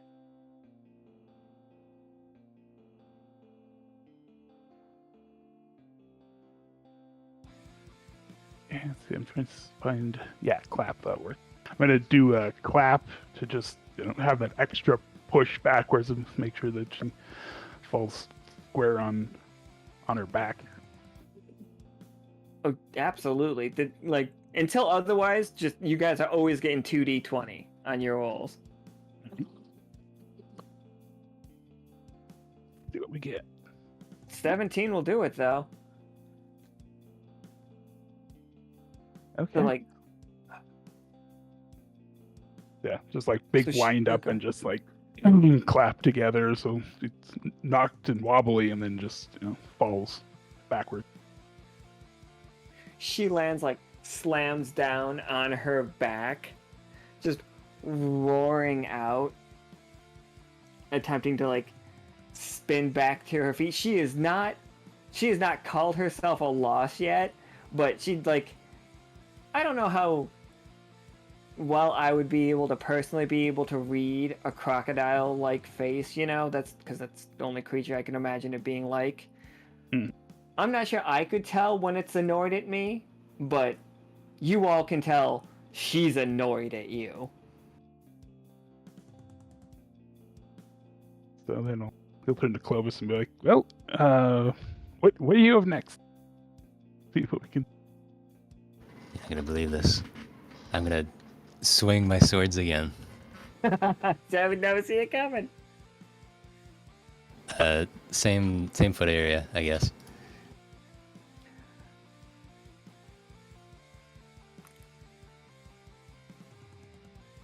One for a second.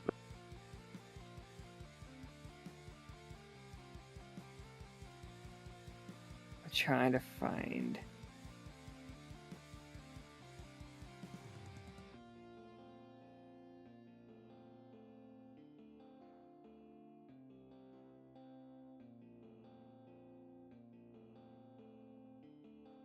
I can't find the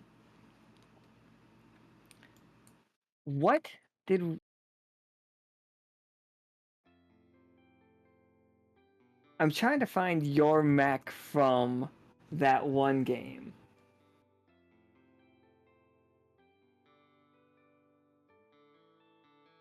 Like Oh, when you were from in that Lancer game, right, the one with the sword.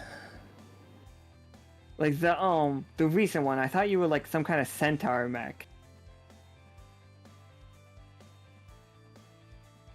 Cause you rolled a 13.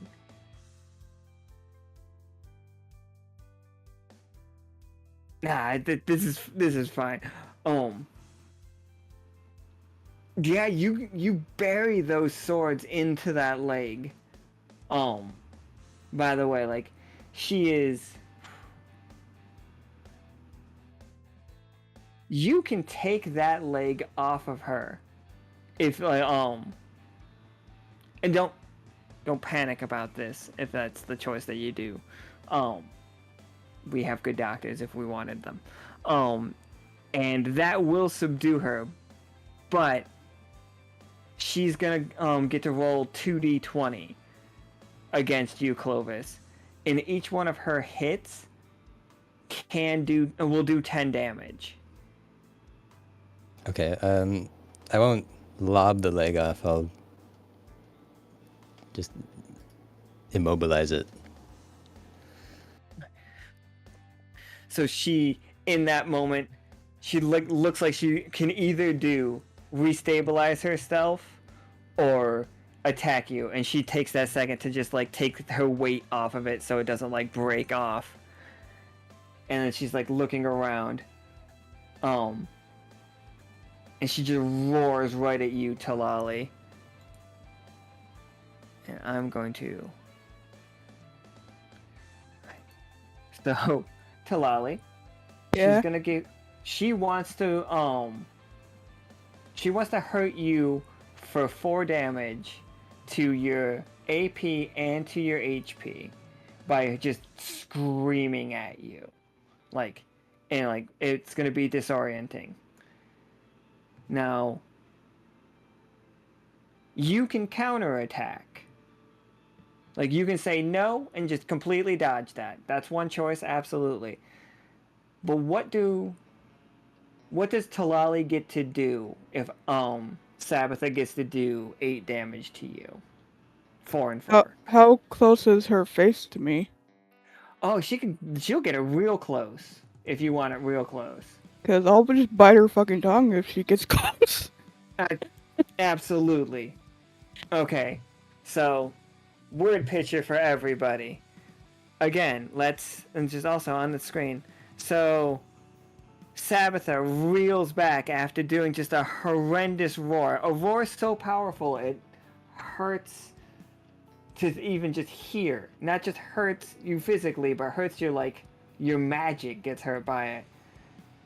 And then when she raises her head, there's just 12 foot of Tlalli attached to her, like a fucking, like somebody holding bubble rope, like the 6 feet of bubble gum situation attached to their tongue. Just as like a little kite. Like a Tlalli worm, just like really on there. We also start to see Sabbatha's tongue turning to stone.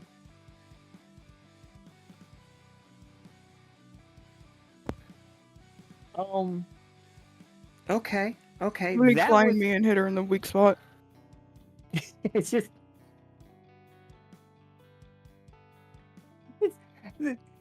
There's just a gap in her teeth now, so even if she closes her mouth, she doesn't actually bite down on you because Rosie kicked that one tooth out.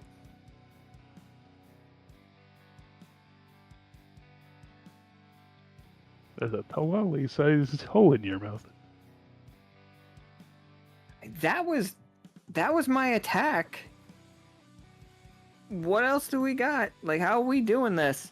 She is on the back foot. Like, I'm not meaning any puns with that. So is there one leg inoperable? Yeah, she's not going to be able to step away. All right.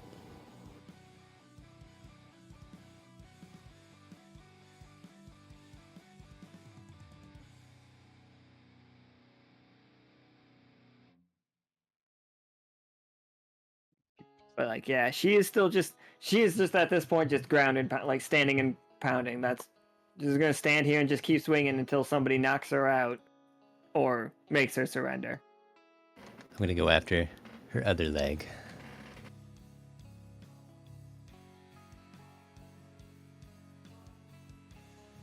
Nice. So your tough choices, like, she reaches one of her claws down and just like starts scraping the ground, kind of thing, and you can dodge right through them and hit that leg, but then you just don't see the tail swipe that's about to catch you from behind. Or, like, so like you can hit that leg once, do your damage, but then get like hit from behind. Oh, that one's gonna do 6 damage to you. Or you can stab the hand right in front of you and just do 4 damage to it, and it'll do 4 damage to you. And you'll be like on her hand. I'll take the more damage. All right. So you hit that leg, and then like you get cracked by the tail for 6, but you also do 6 to that other leg, and she is just like wobbling, guys. Like there's like nothing left in this one. Oh, and you can so Flynn just played cross counter. So you take 6, but you get to deal another 6 damage, Clovis. What would that look like? If the tail's hitting you from like in the middle of your back, but you're still able to do 6 damage to it.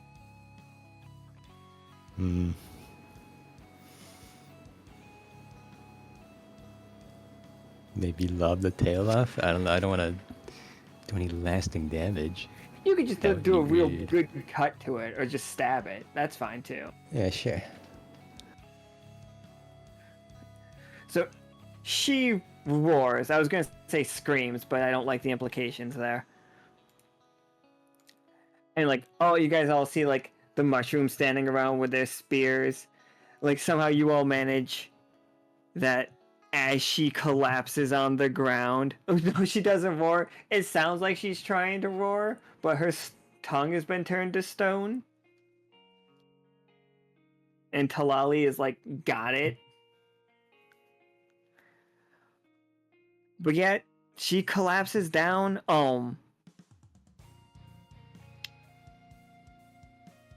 Like Rosie and Clovis, it doesn't really like read to you two. Like this is weird, but Tlalli and Patagon, you are aware of this anomaly. You can also climb out of her mouth, Tlalli. You don't Thank have to like be stuck there. Like you see Sabbatha here. Also, you see, but when you look at Sabbatha, you see her really, really big, and like really, really wild. And then you see, one of the old communicators is like lodged in her like carapace, but it is clearly broken. Go ahead. I was gonna say. So I'm gonna see the glint of the communicator and then motion to Tlalli and be like, "Is there a way you could climb up there and knock that communicator out? I believe we can fix it, and that should help stabilize Sabbatha's frequency here, and hopefully calm the discordant song we got."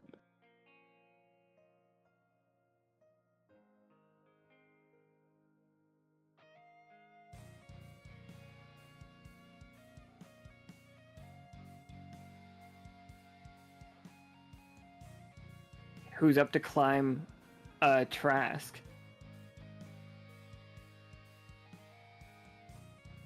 I don't think Tlalli's good at climbing anymore. Shit, I forgot to put Frog in this game. Oh, It's my fault. Yeah, I was gonna say I miss Frog. poor Frog. Frog just air bombs. Okay, I guess Tlalli will now climb with Frog. Are axolotls good at... Well, she's missing her back leg since she's a snake thing now. Yeah, it's True. You have to ride Frog side saddle forever now, though. Yeah.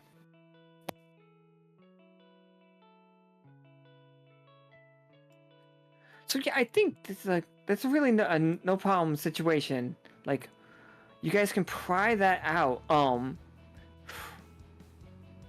either one of you two good at like? No, obviously Patagon's great at this. Never mind. I was gonna say, if it wasn't, I was going to use Mending Touch, which is my brand new fancy tattoo, because, you know. Well, that works so much. That makes so much complete sense. So I'm totally up for using the tattoo, and then knowledge of the fact that it's it's one of our old communicators, so it's not super foreign. Though it's usually the Twi that made them, not Patagon, but we've been around them long enough.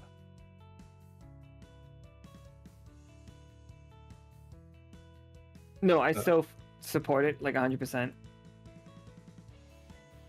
So you take the communicator and tap it on his leg there next to the tattoo and be like, okay, let's see how this works, and which will imbue it with the ability to mend the object, and it'll whirl back into shape and light back up.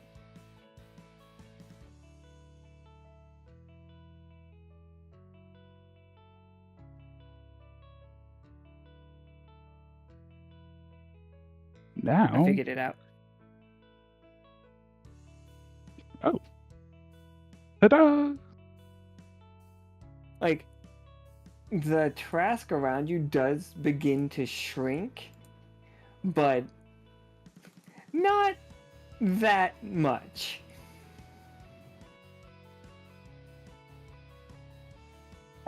Now an absolutely huge, just a fucking unit of a woman stands before you. And like, she is not in this bridal outfit. Although hilarious to be. Like, she is just in like imagine just a queenly outfit that has just like spent like 2 years in the jungle, basically. And she's just like looks at everybody. It's like, did I eat anyone? Looking around, today I can't say that you have. It's been a while though. And she's like, she looks around like raising her feet up, and she's like, oh, I destroyed this poor village.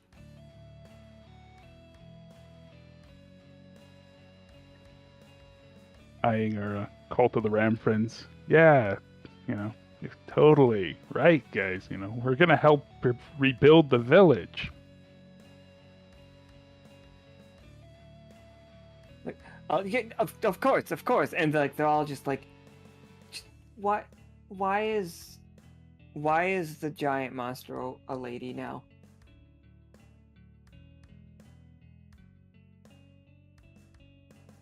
Well, trying to find a good way to explain to this. It never really was a monster, I guess. It was and it wasn't.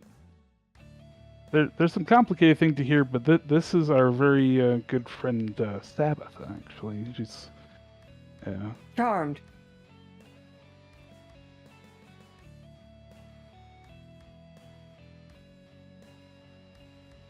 So I'm sorry that your hunt was for something that you're not gonna be able to take back, but I can vouch, at least as a member of the Adventures Guild, that you did fight valiantly, and I'm sure we can hopefully get you a true hunt in the future. But us too, we get to apply for Tomb Squad at some point, right? Like we get into this Adventurers Guild, of course, work our way up to the ranks when we get to apply to Tomb Squad, cause like technically we've already been on Tomb Squad because we fought a giant monster with Rosie. I will defer to Rosie on the Tomb Squad requirements.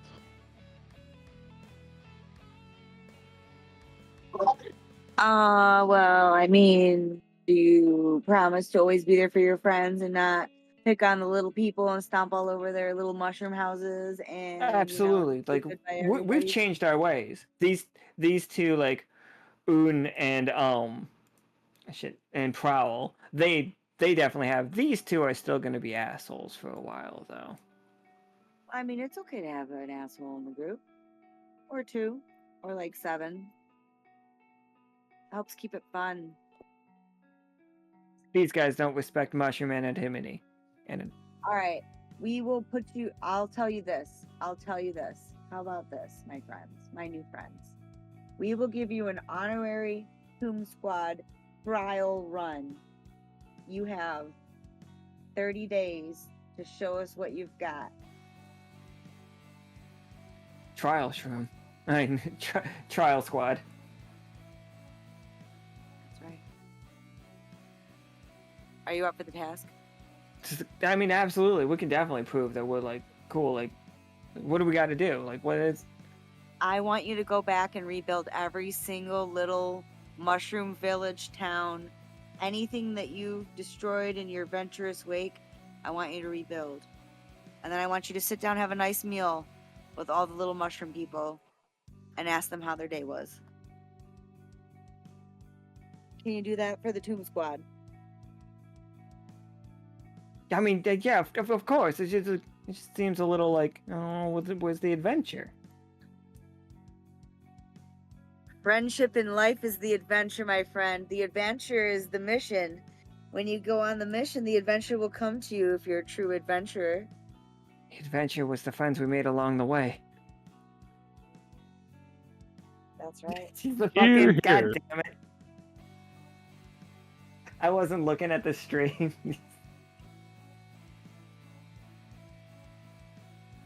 The adventure is in your heart, my friends. And just like Sabbatha like looks at Patagon, and she's like, "I like this one. Have you seen my husband?" Oh, right, Reedy. Yeah, we should probably call for him. He's away at the.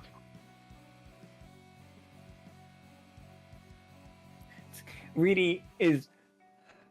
I think Reedy is getting ready. Like, I think we're gonna be able to get back before he has left.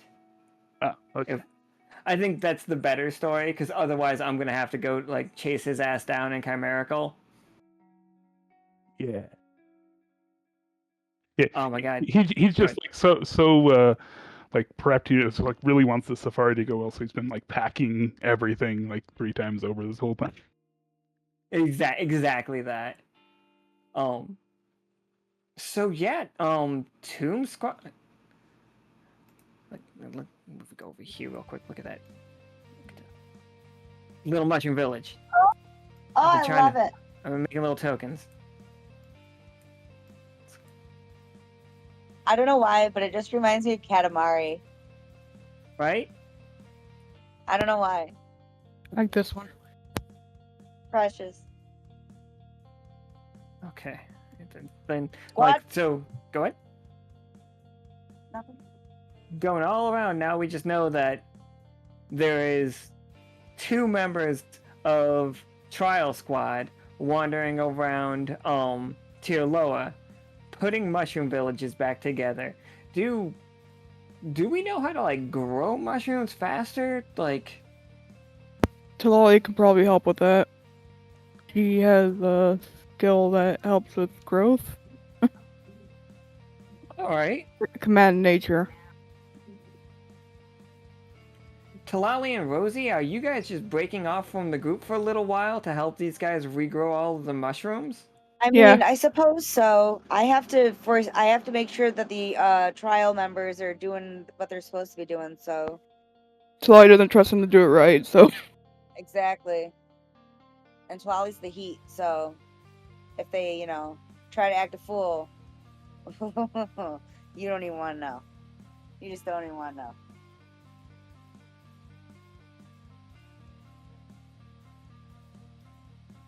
It's fucking amazing. And then like Sabbath is just like, if we can like which direction is it? And like she will put her hand out for Clovis and for Patagon to just get in her hand, and she will carry you back. Because remember, she is still huge. True. Well, Clovis, you want to direct us back I at think you? Clovis is like face first in the dirt, groaning. Yeah. It's like, is he okay? It's been a day. The mushroom doctor is like little mushroom doctor guy. Oh wait, I don't want the wrong map. Sorry, everybody. I forgot to change this back. Little mushroom doctor is wrapping Clovis's head in bandages. Little mushroom doctor, in case you're wondering, does in fact know the official doctor handshake. In case it ever came up. In case you're wondering if he can prove with credentials, he will do the every single time.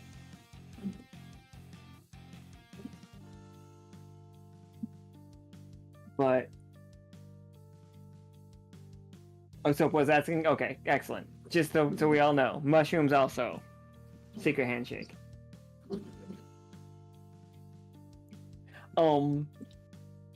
She's just like, oh my, and like in one hand, Clovis is just like draped over both ends, very much like those pictures of where like Batman's carrying the Joker or whatever that art piece is actually from. Like his like head dangling over one side, legs dangling over the other side, but just in one hand. She just like looks down and she's like, good luck planting villages, I suppose? Where are we? Like, Patagon, can you fill me in on the walk back? I would be honored. Excellent. And then she starts heading back. Clovis, you're like gonna be able to be like that way, as like you're gonna have like 1 HP, because they don't know how to heal you. You're too big. And Sabbatha is not a healer. Yeah. Like carrying a lit ferret.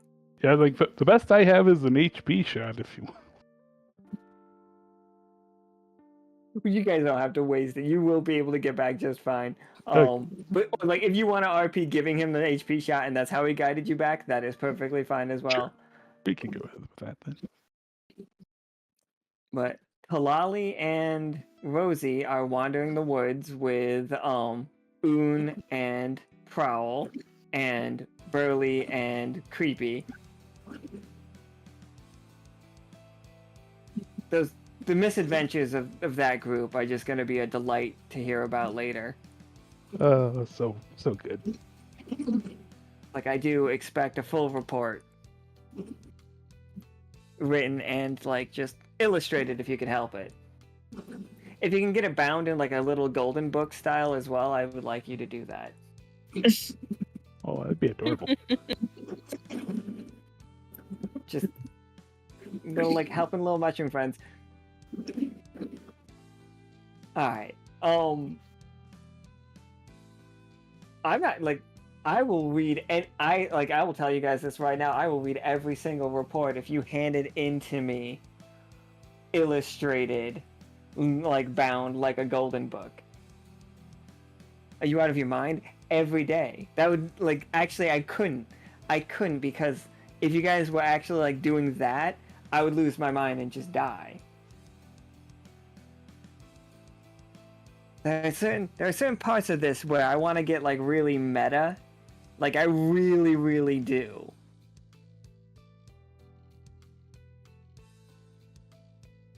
Like, just as far as, like, the whole game goes. I want to get, like...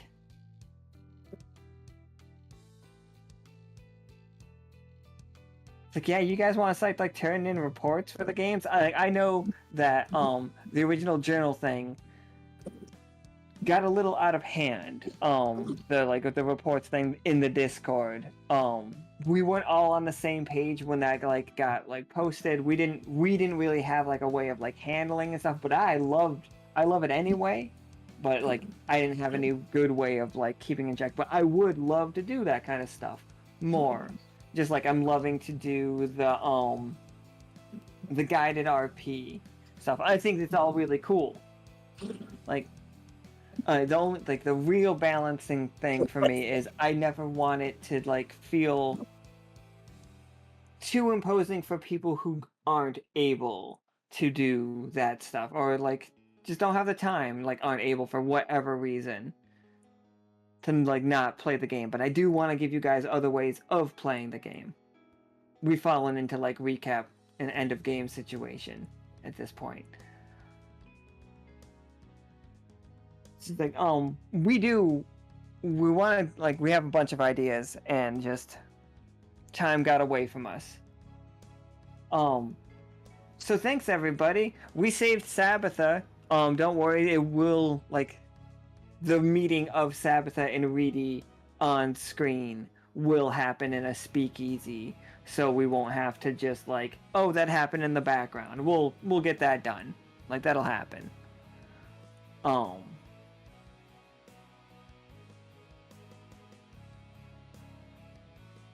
But so we went there. We saved them. We've got 2 trial members of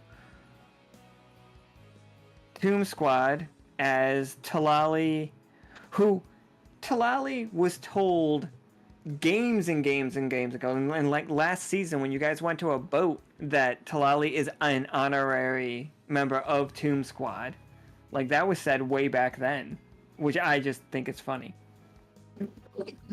Well, I mean, you know, because they are. Just amazing. We saved the mushroom people. These are the mushroom folks that we will be playing in the Warshroom game. Like, I wanted to, like, show you that, like, some people don't think that they're people, mostly because they just don't talk in the little plants. But they are little people, and they're adorable. But yeah, so we saw a bunch of little mushrooms, made friends with a bunch of little mushrooms. I promised to protect a bunch of little mushrooms. Clovis got KO'd while stabbing the hell out of Sabbatha's tail. And then Patagon did not join the Cult of the Ram, but showed the Cult of the Ram who's boss. Clovis got his tall ass beat, and now he's getting his tall ass, like, dramatically carried through the forest in the hand of a very, very large woman.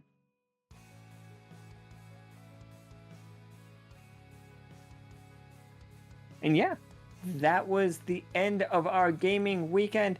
We will be getting out we're going to get out the schedules as soon as we can, everybody. Sorry, we're just really dead lately, and we also want to make the games, like, as cool as possible, so we really got to think on them. I loved this weekend's games. Like, I thought we all did fucking amazing, and it's a good start to the rest of this. So, check your DMs, and with that, bye forever. Anything else?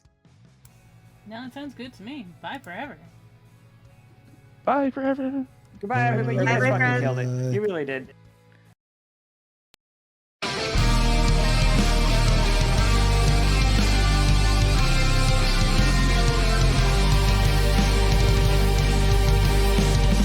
Born as a smith, here I forged my new home, protecting the crews amongst destiny's throes. Which is the right path that I value more? my tinkerer's tools or my magical form. In the danger, don't know what comes next, weaving my way with each step. On the path we wander through shadow and light, marching through valleys deep and wide, carving our fate and finding our home in this world unknown. Tracker of wolffolk, cursed with a plight, to embrace the darkness or chase the moonlight. Loyalty binds me to all I hold dear. Eager to help, I'll embrace every fear.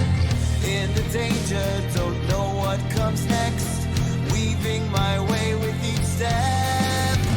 On the path we wander through shadow and light, marching through valleys deep and wide, carving our fate and finding our home in this world unknown.